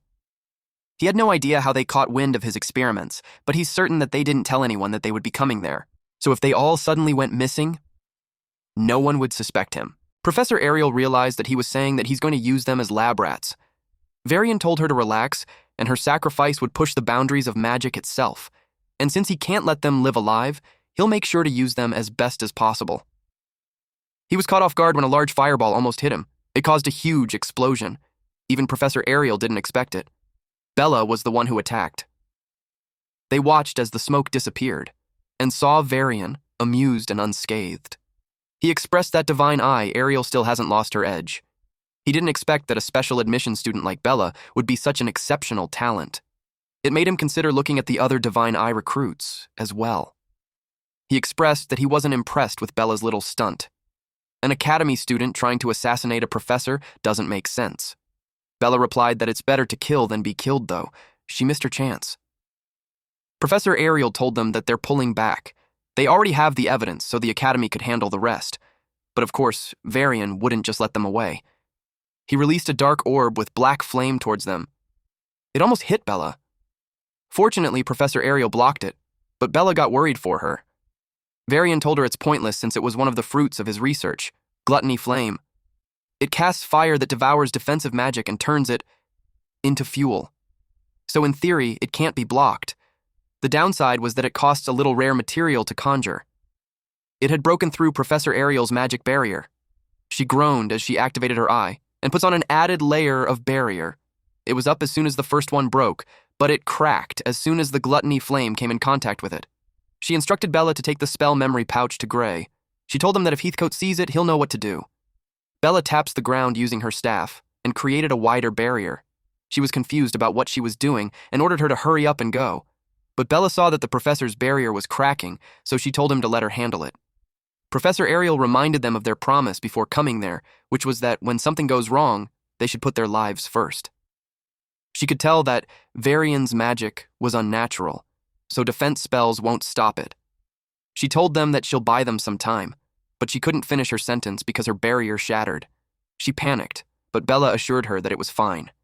Then, Bella's magic clashed with the gluttony flame. She shielded them while saying that his spell wasn't that strong. It just needed a slight different kind of defense magic. Varian couldn't believe it, especially when they were the only ones who knew gluttony flame's counter magic. He asked how she knew about it. She replied that someone taught her a new theory, and with it, the spell was easy. He couldn't believe that. He was furious. He asked who it was. He thought it was a traitor. He told her that if she revealed who it was, he'd give her a clean death.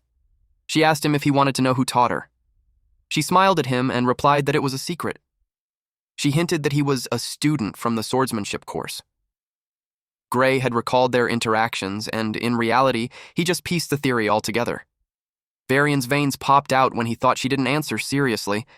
He took a red crystal and told them they would be burned alive. He crushed the crystal in his hand, and souls escaped. It went flying towards them. It was a potent, dark magic, and it covered them. Gray was concerned if Bella was still okay. She replied that the barrier can still hold. But Varian knew her mana reserves wouldn't last. With her reserves, he estimated that she got a minute at best. Bella requested Professor Ariel to attack him since she had her hands full on defense. The professor listened to her. Professor Ariel's eye glowed, and she saw a spot where the flame was thinned out. She projected mana outside the barrier. She tested it first, and slowly built up her power. Then she released her lightning magic. It came out like blades, but eventually it died out. Varian noticed that they're trying to counterattack, but he told them that their attack doesn't even reach him. Professor Ariel was in a pinch. Gray remembered that her offensive magic was one of the weakest among the staff, and with the flame's properties, it must have absorbed her spells. Bella asked what they should do. She was almost depleted. Professor Ariel had pointed out that it was the reason why she told them to run away earlier. Gray stepped forward and told them to leave it to him. Bella asked him what he's planning. Obviously, his sword won't reach Varian from there. He was certain that it would. Professor Ariel asked him if he's sure about it. If he used that power again, it could kill him. And even if he lives, his healing arm might never recover. He replied that dying along was better than all three of them dying. He assumed a combat stance. Varian noticed a red light coming from them despite them being covered in black flame. Then he saw Gray jump out.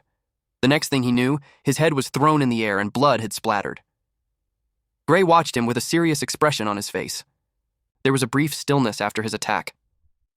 Bella was dumbfounded. Varian's headless body fell and his head rolled. Professor Ariel was left shocked since it was her first time seeing the real one with her own eyes. It was astonishing. Bella noticed debris falling on them. The ceiling started to fall apart. Professor Ariel used her magic to keep the debris still so it won't fall on them. She expressed that what happened was beyond her expectation. She asked him if he's all right. Gray dropped his sword. His hands were trembling as he answered that his dominant hand hurts a bit, and it was also numb. But he could still move it. He picked up his sword using the other hand. From that, she could tell that his training was showing results. He agreed with her. He knew that if the one who used that was him back in the village, he would have fainted for days and woken up unable to move his arms. Now it just left him with a hurting arm. It was quite an improvement. He realized that his training was really worth it. While he was lost in thought, Professor Ariel watched him intently. She expressed that it was thanks to him that they're still alive. She's also apologetic that he had to use that power. He told her not to worry about it. Besides, he was the one who insisted that they had to stop Varian in the first place. Still, she thanked him again. But also she requested him that if possible, he refrain from using that power for a while. Else the damage would be irreversible. She looked really worried. That caught him off guard. He thought about it and simply replied that he understands. Then, Bella called his attention. She asked if it was magic, since she didn't sense any ether at all. She was baffled since trying to explain that much power as magic was just impossible. Professor Ariel politely told her not to probe any further on that matter. And she wasn't allowed to mention a word about what she saw either. She asked why, but the professor replied that she can't promise that. She would be forced to erase her memories. Bella replied that she understood and offered a magic contract. Professor Ariel agreed to that. They signed the contract. After that, Gray asked what they should do next. He was concerned about the experiments, but he wanted to help those people first. He checked, and they looked like they were put to sleep with magic. Professor Ariel responded that even if those people aren't in danger, it would be best to take them to the Academy's medical facilities to be safe. She snapped her finger. The whole area glowed in golden light, and those people were each covered in the golden light. It is a protection from any external harm. And since that was done, she invited them to investigate further. Taking a second glance at the place again, she realized how insane it was. Illegal experimentations were being conducted as far as her eyes could see. Almost all of them involved the use of human sacrifice to produce magic catalysts, or enhance a human's magical abilities. She doesn't see any experiments relating to the liquidator, so it led her to think that it was held in a different facility. Gray finds it strange. It was where the incident that killed tens of thousands of people took place before he regressed. He wondered how a mere production of a magical catalyst could cause such an accident. Then he remembered that what killed those people in his past world was a miasma that welled from the ground.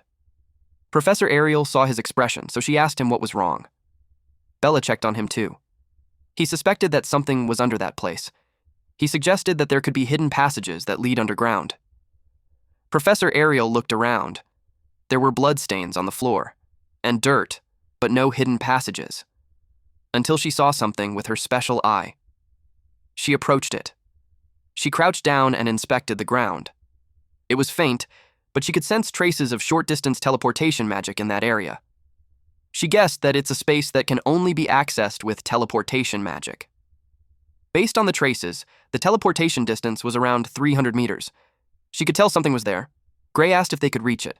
She revealed that she could use a short-distance teleportation gate as well. She gave it a try. A magic circle appeared on the ground. If there's nothing, the other end of the gate should lead to nothing but earth. The gate opened. They were all surprised at what they saw.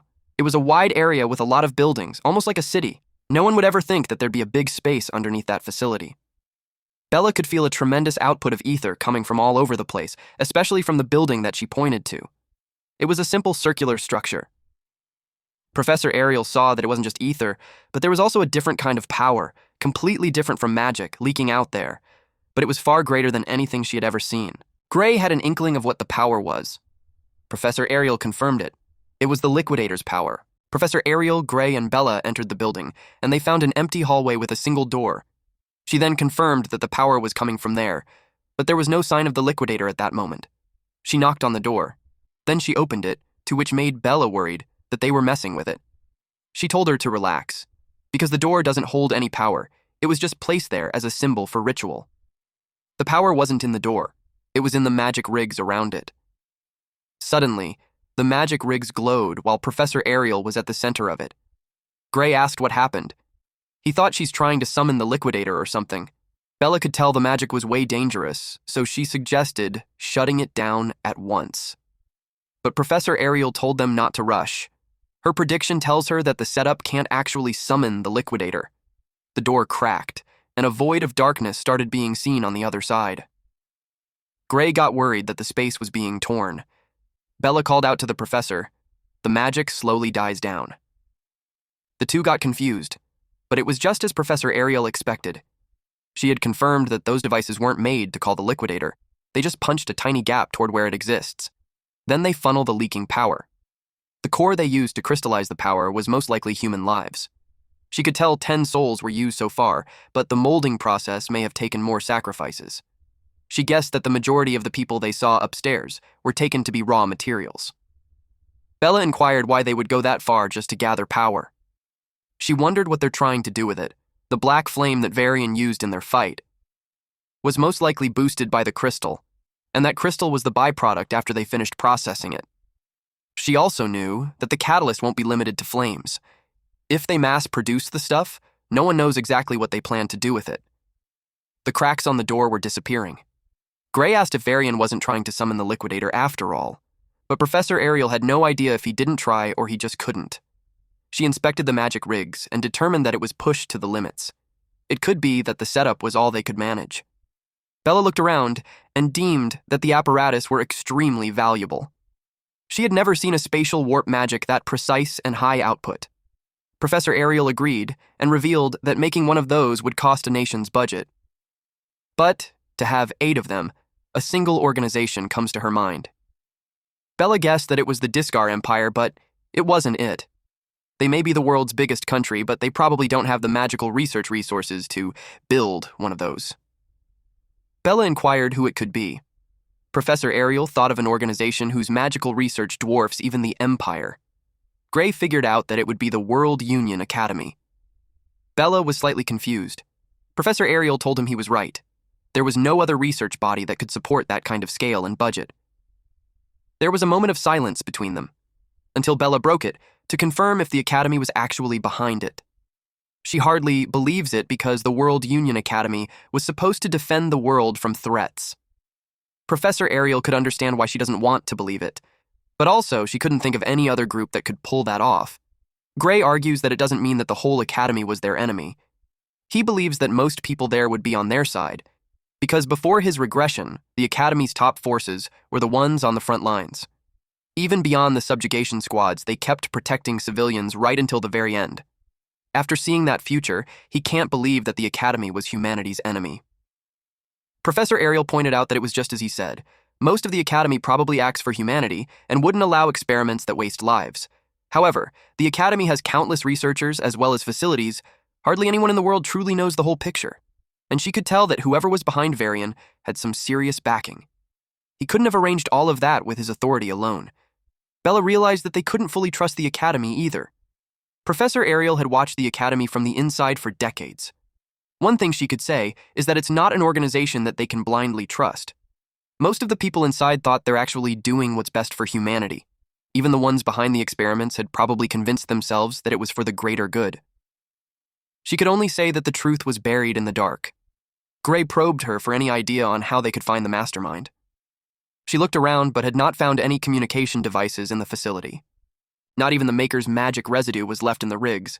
The cover-up was so thorough that finding any would prove difficult. Then she sensed something. A loud explosion happened behind Bella. The roof caves in. It suddenly became chaotic. She inspected it and saw that they also even installed evidence-erasing mechanisms. But they didn't blow up the place the moment Varian died, which led her to the assumption that they were planning to lure the ones snooping around before detonating the place. Bella screamed that it wasn't time for a hypothesis because they had to get out of there quickly. Professor Ariel told her to calm down because it was just magical explosives. She claimed that the World Union Academy's professors weren't weak to be killed by something like that. Professor Ariel created a magic circle and told them not to step out of it. The magic rigs around them also glowed. This has been really a close call. Luckily, they disappeared just right before everything fell apart. Outside the laboratory, it was where they teleported, along with some other people. Everyone who was captured made it out safely. Bella really thought that she'd die. Gray commented that they're too close to the lab to feel comforted. Professor Ariel responded that they had more baggage than she expected, so it slowed teleportation down. But it was worth it, because they were also able to take the magic rigs. Once they show it to the academy, they won't be able to ignore them anymore. The night deepened. And on the next day, they were informed that the survivors were being treated in the academy's medical wing. The one who told them the news was the World Union Academy headmaster, Orodrom Alexandro. He expressed his gratitude to them for stopping Varian's illegal experiments. Then he brought up the topic of the magic rigs. Each one of it is worth more than a national budget. Professor Ariel knew that, and there were 8 of them. She's certain that there was no way he could have gathered that kind of firepower alone. She wondered how he obtained those. He answered that it was stolen goods. They were hijacked mid-transport, and 78 transport agents were wiped out. That was surprising news. Hearing that 78 transport agents of the Academy were dead, she remembered an incident 15 years ago. Alexandro confirmed that the stolen cargo back then carried those magic rigs. Professor Ariel recalled the one responsible for it. He revealed it was Blood Drinker. He assumed she knew him. Gray was familiar with them, the world's biggest crime organization. Bella described them as parasites of the world that always crawl back, no matter how many times people crush them. Her intense description made Gray glance at her, but it made sense when she revealed that they killed her parents. Alexandro confirmed her description because despite being exterminated hundreds of times, they still resurfaced. No one knows where they hide or who leads them. Some say over 10% of all crime-related deaths were their doing. It wouldn't surprise Alexandro if some of their people were already inside the academy. What's worse was that there's no way to tell them apart. Even if there was, the academy wouldn't act on it. That made Gray raise his tone as he asked what he meant. Professor Ariel replied that it's how the academy operates now. Anyone with talent gets a chance to grow stronger no matter their bloodline, race, or gender. Alexandro confirmed that, and added that it also doesn't matter if they're criminals. Bella yelled that it was absurd. She argued that if there were criminals, they should be dealt with. Alexandro agreed, however, the higher-ups don't seem to share that view. She was confused because he was supposed to be the headmaster. He replied that he's nothing more than an underling. He clarified that he's the face of the academy on paper, but the authority he actually held was laughable. He asked them if they truly want to know who's running things. Gray and Bella nodded. Alexandro then responded that they had to grow stronger, because the more power they prove they have, the deeper they'll be allowed into the academy and the more secrets they'll uncover. He can't name names, but he informed them that they had an upperclassman who had enough influence to shape the academy's entire direction. Even that crazy policy of accepting criminals was his decision. Gray wanted to confirm his thoughts, and Alexandro responded that they too could even change the academy. Because their strength was everything. That made those two determined. It was evident on how they clenched their fists with their hands shaking. Alexandro finds it amusing. Because he knew Ariel shouldn't stand a chance against Varian at all, so it meant that one of those two students had done it. He couldn't deny that Ariel's divine eye was sharp as ever. He couldn't wait to see what kind of monster she trains. After that, Gray walked the hallway alone. He checked the mark on his arm. As he thought of how power rules the academy, whether they want to take down the liquidator or uncover what's going on behind the scenes, they'll need to focus on getting stronger first. When he looked up, he saw someone, so he excused himself. But to his surprise, the guy kicked him instantly. He blocked it with his forearms, but he was still pushed away. His feet were dragged. Until he found his balance. The person who kicked him commented that he's tougher than expected. Gray asked him what his problem was. The guy was offended by the question. Because it was Gray who was walking around like he owned the place. The guy claimed that a special admission reject like him doesn't belong in the hallway. Gray realized that he's one of those who hate the special slots, but this was the first time someone actually kicked him in the hallway. Gray had to confirm if he's picking a fight. The guy wanted to, but reject number 2 showed up. Gray turned to see who he was talking about, and just like that, the guy left. While the guy walked away, he talked to someone. He apologized to that person and explained that surveillance was tight so he couldn't get any closer. Then he promised to send someone else there soon. This guy was talking to Varian, and just as we thought, that old traitor is still alive. Professor Ariel asked Gray what happened. He replied that some random student kicked him while saying that a divine eye special admit like him shouldn't even be walking around the academy's halls. Since there were no weapons or injuries, Professor Ariel couldn't officially do anything about that, so she suggested that he chase him down and punch the lights out of him. Gray was surprised to learn that he's allowed to do that. She couldn't technically permit him as his professor, but she reasoned that her eyesight's been getting pretty bad lately, so if something were to happen nearby, she might not notice it. She acted the part to look more convincing. Gray finds that way too suspicious, so he decides to leave the guy alone. He didn't want to cause any more trouble. She thinks it was such a shame. But she was curious if Divine Eye Special admits were disliked that much. He told her that some people made fun of them sometimes, but it was the first time that it had gotten physical. She realized that her students were being mocked. She apologized to him. She felt bad not having more authority in the school. He assured her that there's nothing to worry about. If it weren't for her, he wouldn't even be in the academy. And he was certain that Bella and the others would prove that the Divine Eye program wasn't a mistake. After all, she had good eyes. That left her speechless. It made her blush, and then she thanked him. Bro's Riz is getting effective. Then she told him not to act like it's someone else's problem. Because out of everyone in the Divine Eye group, he was the one she expects the most out of. She believed that Amy White, Leek Muller, Jacob Bloomfield, like the special admits before then, would all become top tier. But the first time she truly believed someone could surpass humanity itself was when she met him. He felt bothered that she compared him to them, but he realized that was a weak mindset. The mastermind behind Varian probably hasn't given up on summoning the Liquidator yet, and even those great people couldn't even scratch that thing.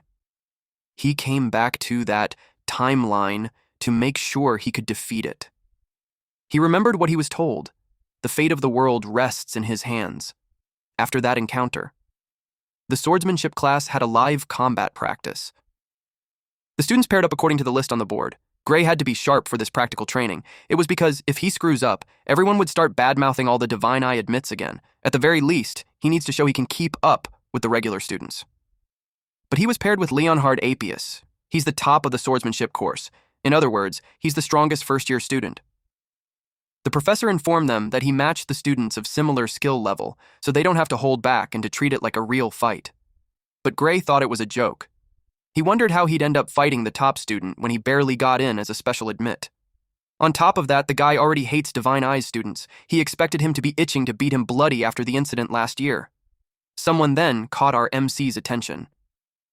Leonhard approached him and expressed that he's glad to be paired with him. Deep inside, since he got to spar with Gray, he felt that becoming top of the class was worth it.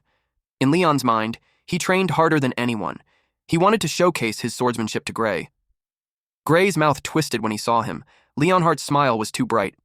It made Gray certain that Leonhardt's loving the fact that he finally has the chance to beat him up legally. He stuttered when he replied that he was looking forward to it. Just look at this facial expression, dude. A few moments later, the professor asked if everyone was ready. The match began. Leonhardt attacked at once. Gray blocked him with his sword. He struggled, though. He was pushed back when Leonhardt swung his sword. Leonhardt was focused. He attacked again, and Gray barely evaded it. Then Gray gripped his sword tightly and counterattacked. Leonhardt blocks his sword while acknowledging that he was strong. It was hard to believe that he didn't make it through regular admission. They continuously clashed swords. Gray expected to get wrecked instantly, but he's actually holding up. But still, he couldn't match his raw power even with both his arms. Leonhardt's swordsmanship was insane. It was a proper by-the-book style. He described it as polite swordsmanship, but perfected to a terrifying degree. Even with the experience from his past life and his master's training, he could call Leonhardt a monster for someone in his first life. Their fight captured the attention of the other students. They were impressed how Gray was keeping up with Leonhardt. Leonhardt felt wonderful. He expressed how he could do that all day. But Gray was worried since his stamina can't keep up. If it weren't for Heathcote's training, he'd already be down. He didn't know that Leonhardt was bothered that he still wasn't out of breath. It wasn't obvious that Gray was running out of stamina. Deep inside, Gray felt rushed to end it at once. He remembered the professor saying to fight like it's a real one. He focused and watched him attack. He ducked when the sword was swung at him, and while on the ground, he turned his body using his hand. Leonhardt was caught off guard. When Gray targeted his ankle, Leonhardt was caught off guard with his move. When he saw Gray's expression, he realized that he was treating it like a real life-or-death battle. He gripped his sword tightly. He gave his best because he couldn't afford to lose. After several clashes, eventually, those two ended up pointing their swords on each other's throat. Gray declared it was a daw. He helped him to get up. Leonhardt accepted his hand, but responded that it wasn't quite like that, because he admits that in the last instance, all he could do was swing his sword. On the other hand, Gray could have pierced straight through his heart if he had wished so. It was a mock battle, so he knew Gray was just forced to thrust the sword at his neck. Gray commented that even with all those protective spells, pointing a sword at someone's heart in a mock duel was kind of messed up. Leonhardt concluded that he lost. He thanked him for making him see the difference between real combat and fencing practice. Also, he learned that fighting wasn't just about sword skills. Gray was humble, so he replied that it was a cheat move for swordsmanship class. Leonhardt reminded him that the instructor said to treat it like real combat, so there was no such thing as cheating in real combat. So he had a suggestion, and that was to have another round. Gray didn't seem fond of the idea. He only won because he caught him off guard. If they go at it head-on, he knew there was no way he'd stand a chance. It wasn't about technique anymore. He was aware that the guy's stamina leaves him to the dust. But someone stopped them. The man pointed out that they were in a sword class, and nobody said he's allowed to use anything other than a sword. He also questioned how a special admit loser like him got paired up with the top student. He warned him not to get too cocky just because he has some magic. It wasn't like it was Gray who arranged the matchup. Leonhardt stepped in and replied that the instructor had decided that he's the only one worthy of fighting Gray. He told the guy to butt out. The instructor confirmed what Leonhardt said. He reminded them that he paired students with similar overall strength, and Gray was the only one who could take Leonhardt on. Leonhardt nodded his head in agreement. The instructor proposed to the other student to try facing Gray if he's not satisfied. If he could beat Gray, then he would be Leonhardt's opponent. He agreed. Then he told Gray that he was able to beat the examiner to enter the academy. He didn't want to be lumped by those who barely scraped a pass and a tie, or the ones who couldn't pass at all.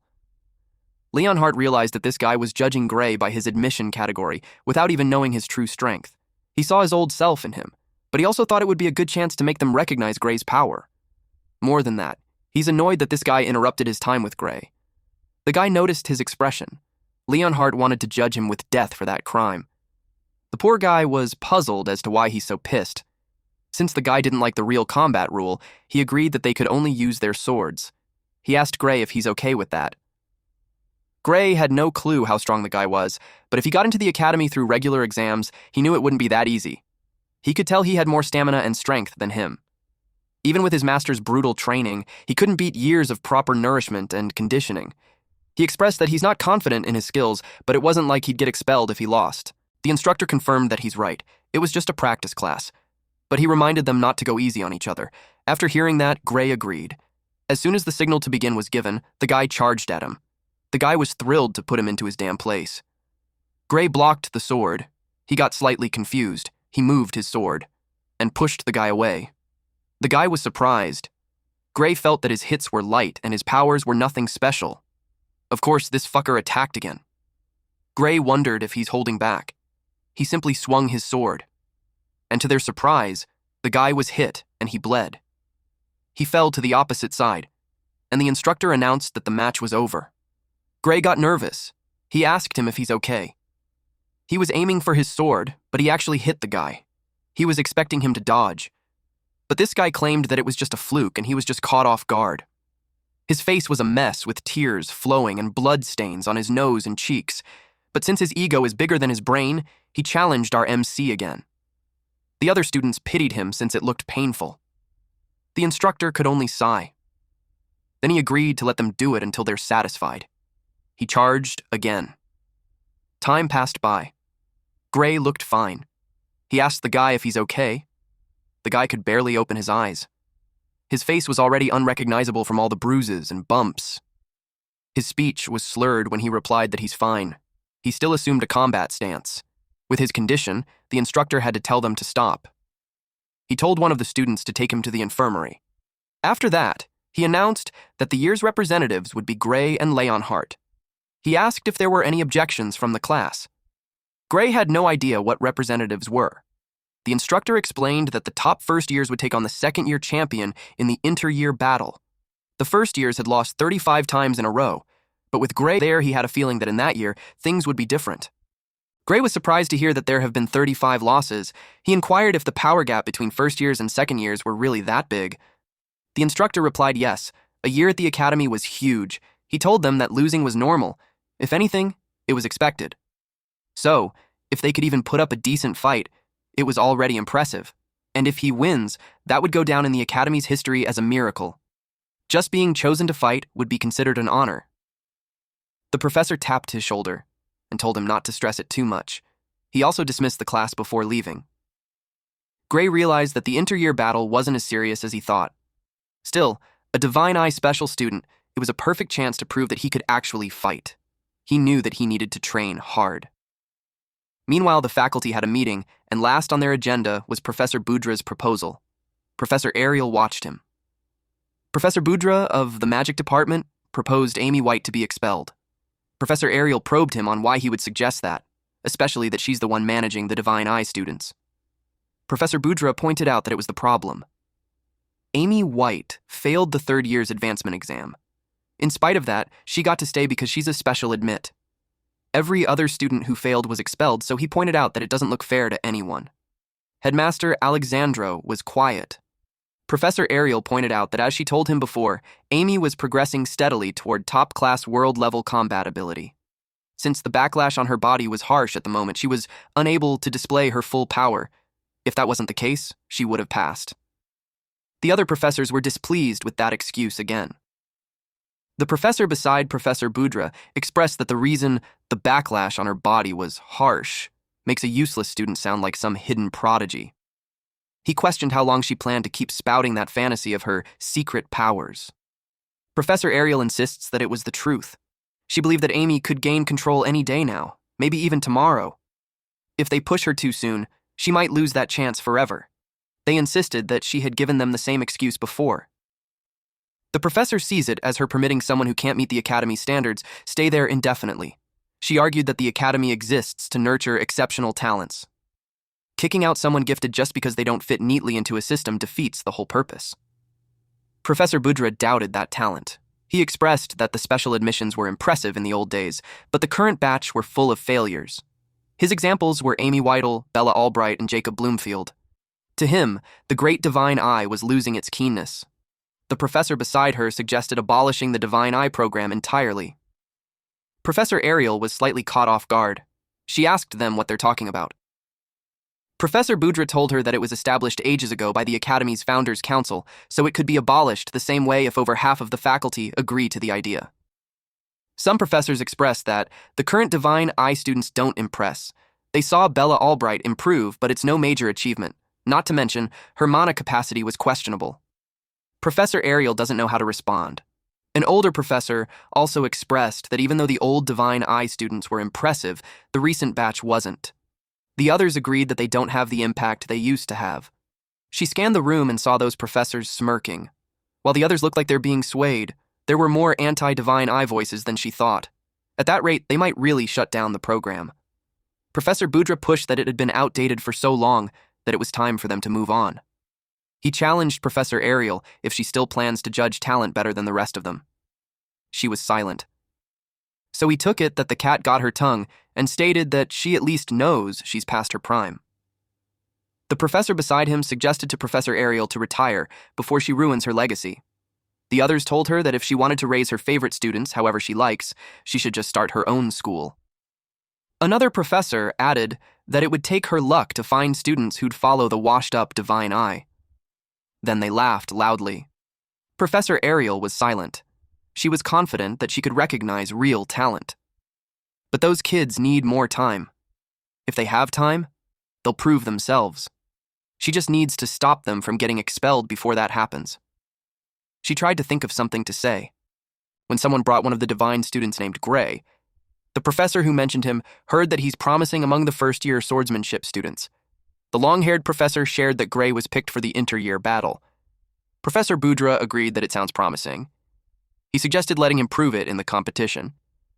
Then they could decide the Divine Eye program's future after seeing the results. Professor Ariel glanced at Professor Heathcote. He saw her and shook his head. Professor Ariel had to speak up. She told him that Gray's power wasn't suited for mock battles, but if it were a kill or be killed situation. She was cut by Professor Boudra, who was sick of her excuses. The professor beside him added that if Gray couldn't show it in training, he won't be able to show it in real combat either. Professor Ariel argued that his abilities weren't normal swordsmanship. The crowd went silent. Alexandro dismissed the meeting since the discussion was going nowhere, but he expressed that seeing the Divine Eye students in action sounds reasonable. He planned to watch his performance in the inter-year battle and decide after that. That was a bad thing for Professor Ariel. With that conclusion, the meeting was adjourned. Professor Boudra looked forward to the competition. They expected it to be quite a show. Before Professor Heathcote exits, he glanced at Professor Ariel, who was left sitting there looking sullen. She felt apologetic to her students for being too weak. He remembered Gray in action, so she knew his power doesn't fit mock battles. She was also certain that he still needed time, and she knew what she was hoping for was unreasonable. So she hoped that he could help them. For those kids, those raw gems with world-class potential to protect their future. She couldn't help her tears. The day of the inter-year battle came. The host announced the beginning of it. He introduced the competitors starting with the first-year top student, Leonhard Appius. Next was the second-year top student, Luinal Hartman, and the first-year challenger was Gray Lee. After him, the second-year challenger, Deeble Redardle, was introduced. Gray remembered him. It was the same guy who jumped on him out of nowhere in the hallway. He couldn't believe he was going to go against him. Everyone would witness what they're capable of. The professors were watching. Professor Boudra has this smirk on his face. Leonhardt noticed that so many professors came to observe the showdown. He asked Luinal if the inter-year battles were usually like that. Luinal revealed that it was a first. Only 3 fencing professors bothered to show up last year. It also made him wonder why there were so many that day. Then Leonhardt had an eureka moment. That it was because the professors were curious about Gray. He approved of their excellent taste. Luinal wondered if that was the true personality of Leonhardt. Professor Boudra replied that his guess was correct. He announced that they had come to witness the final battle of the Divine Special Admits. That statement made the students clamor. Gray asked what he meant. Professor Boudra was surprised that no one told him. They looked at Professor Ariel. Then he responded that the Divine Eye class was being abolished. That news shocked him. He asked Professor Ariel if that was true. She couldn't look at him. She knew that if she told him the truth, he would push himself, and he might even use that power. But in his current state, it could kill him. She took a deep breath. Then she replied that Boudra was just trying to mess with his focus. She told him not to let it get to him and just fight. They were silent. Gray noticed her trembling hands. He kept quiet. and simply accepted her response. Professor Budra told them to go and embarrass themselves. He was confident that once they lost pathetically, the other professors would finally realize that Ariel's divine sigh wasn't as keen as it used to be. Gray expressed that he couldn't let that slide. Professor Budra certainly didn't expect that. Then Gray told him that he doesn't care if he insults him. But he didn't want him talking down on Professor Ariel's judgment. Professor Ariel was surprised by his statement. Professor Budra got triggered and insulted him by asking him what kind of talent did Professor Ariel's eyes pick up on him. He added that unlike his professor, those who haven't gone senile were convinced that he would lose pathetically. Gray became determined to prove them wrong. It heightened Professor Budra's anger that he had to be calmed down by his fellow professor. The host instructed the participants to split up and go with their teammate. Professor Ariel appreciated Gray's trust, but she was also worried and curious about what he's planning.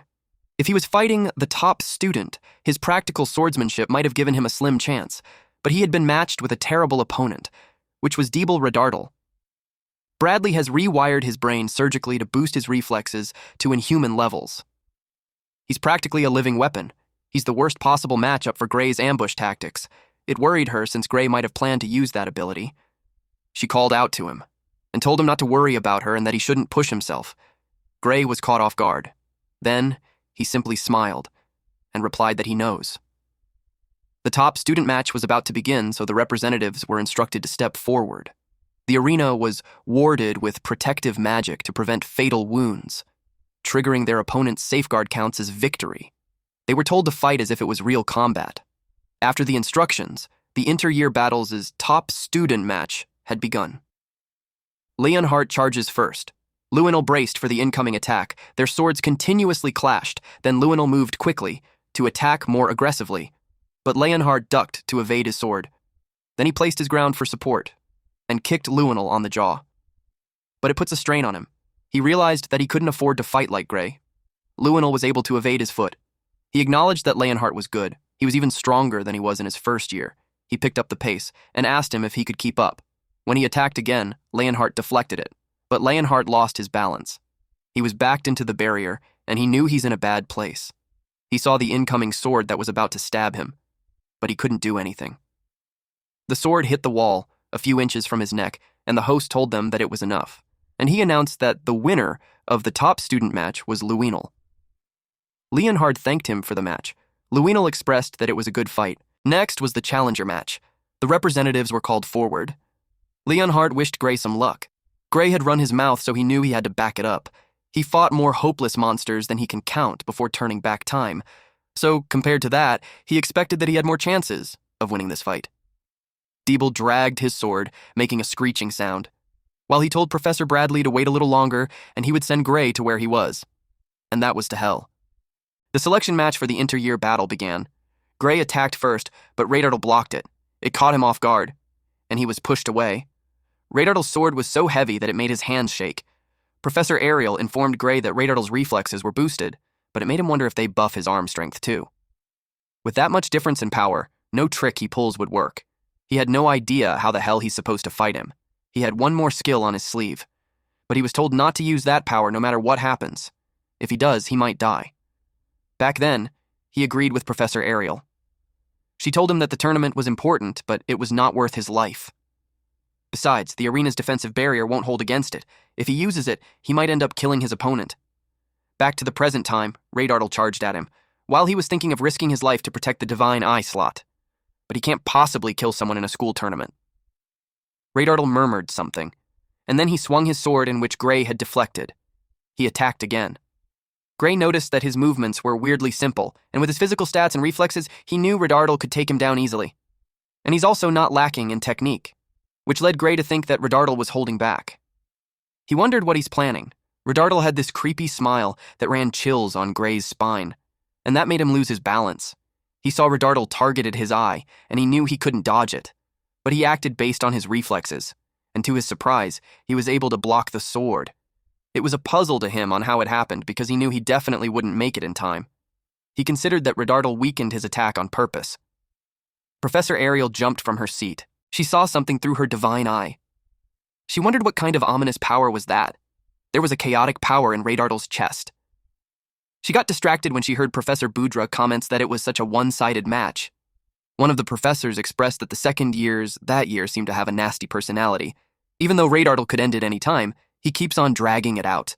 They saw that the Divine Eye student had his hands full just trying to block the second year's attack, and yet he wouldn't surrender. To them, it just proves that Gray wasn't just strong enough. Professor Boudra suggested that the student might actually know that the Divine Eye was about to be abolished, and he's trying to hint it to them. Because at that rate, the whole Divine Eye special slot thing was going to turn into a total mess if they kept on waiting. The other professors laughed out loud and agreed with him. It led them to think that he was such a considerate student who was thinking of the academy. Professor Ariel demanded to stop the fight at once because it's dangerous. Professor Boudra sarcastically asked her what exactly was dangerous when it's just a mock battle. The other professor explained to her that the arena was covered with a powerful protection spell, and any attack that would cause fatal injury would automatically be blocked.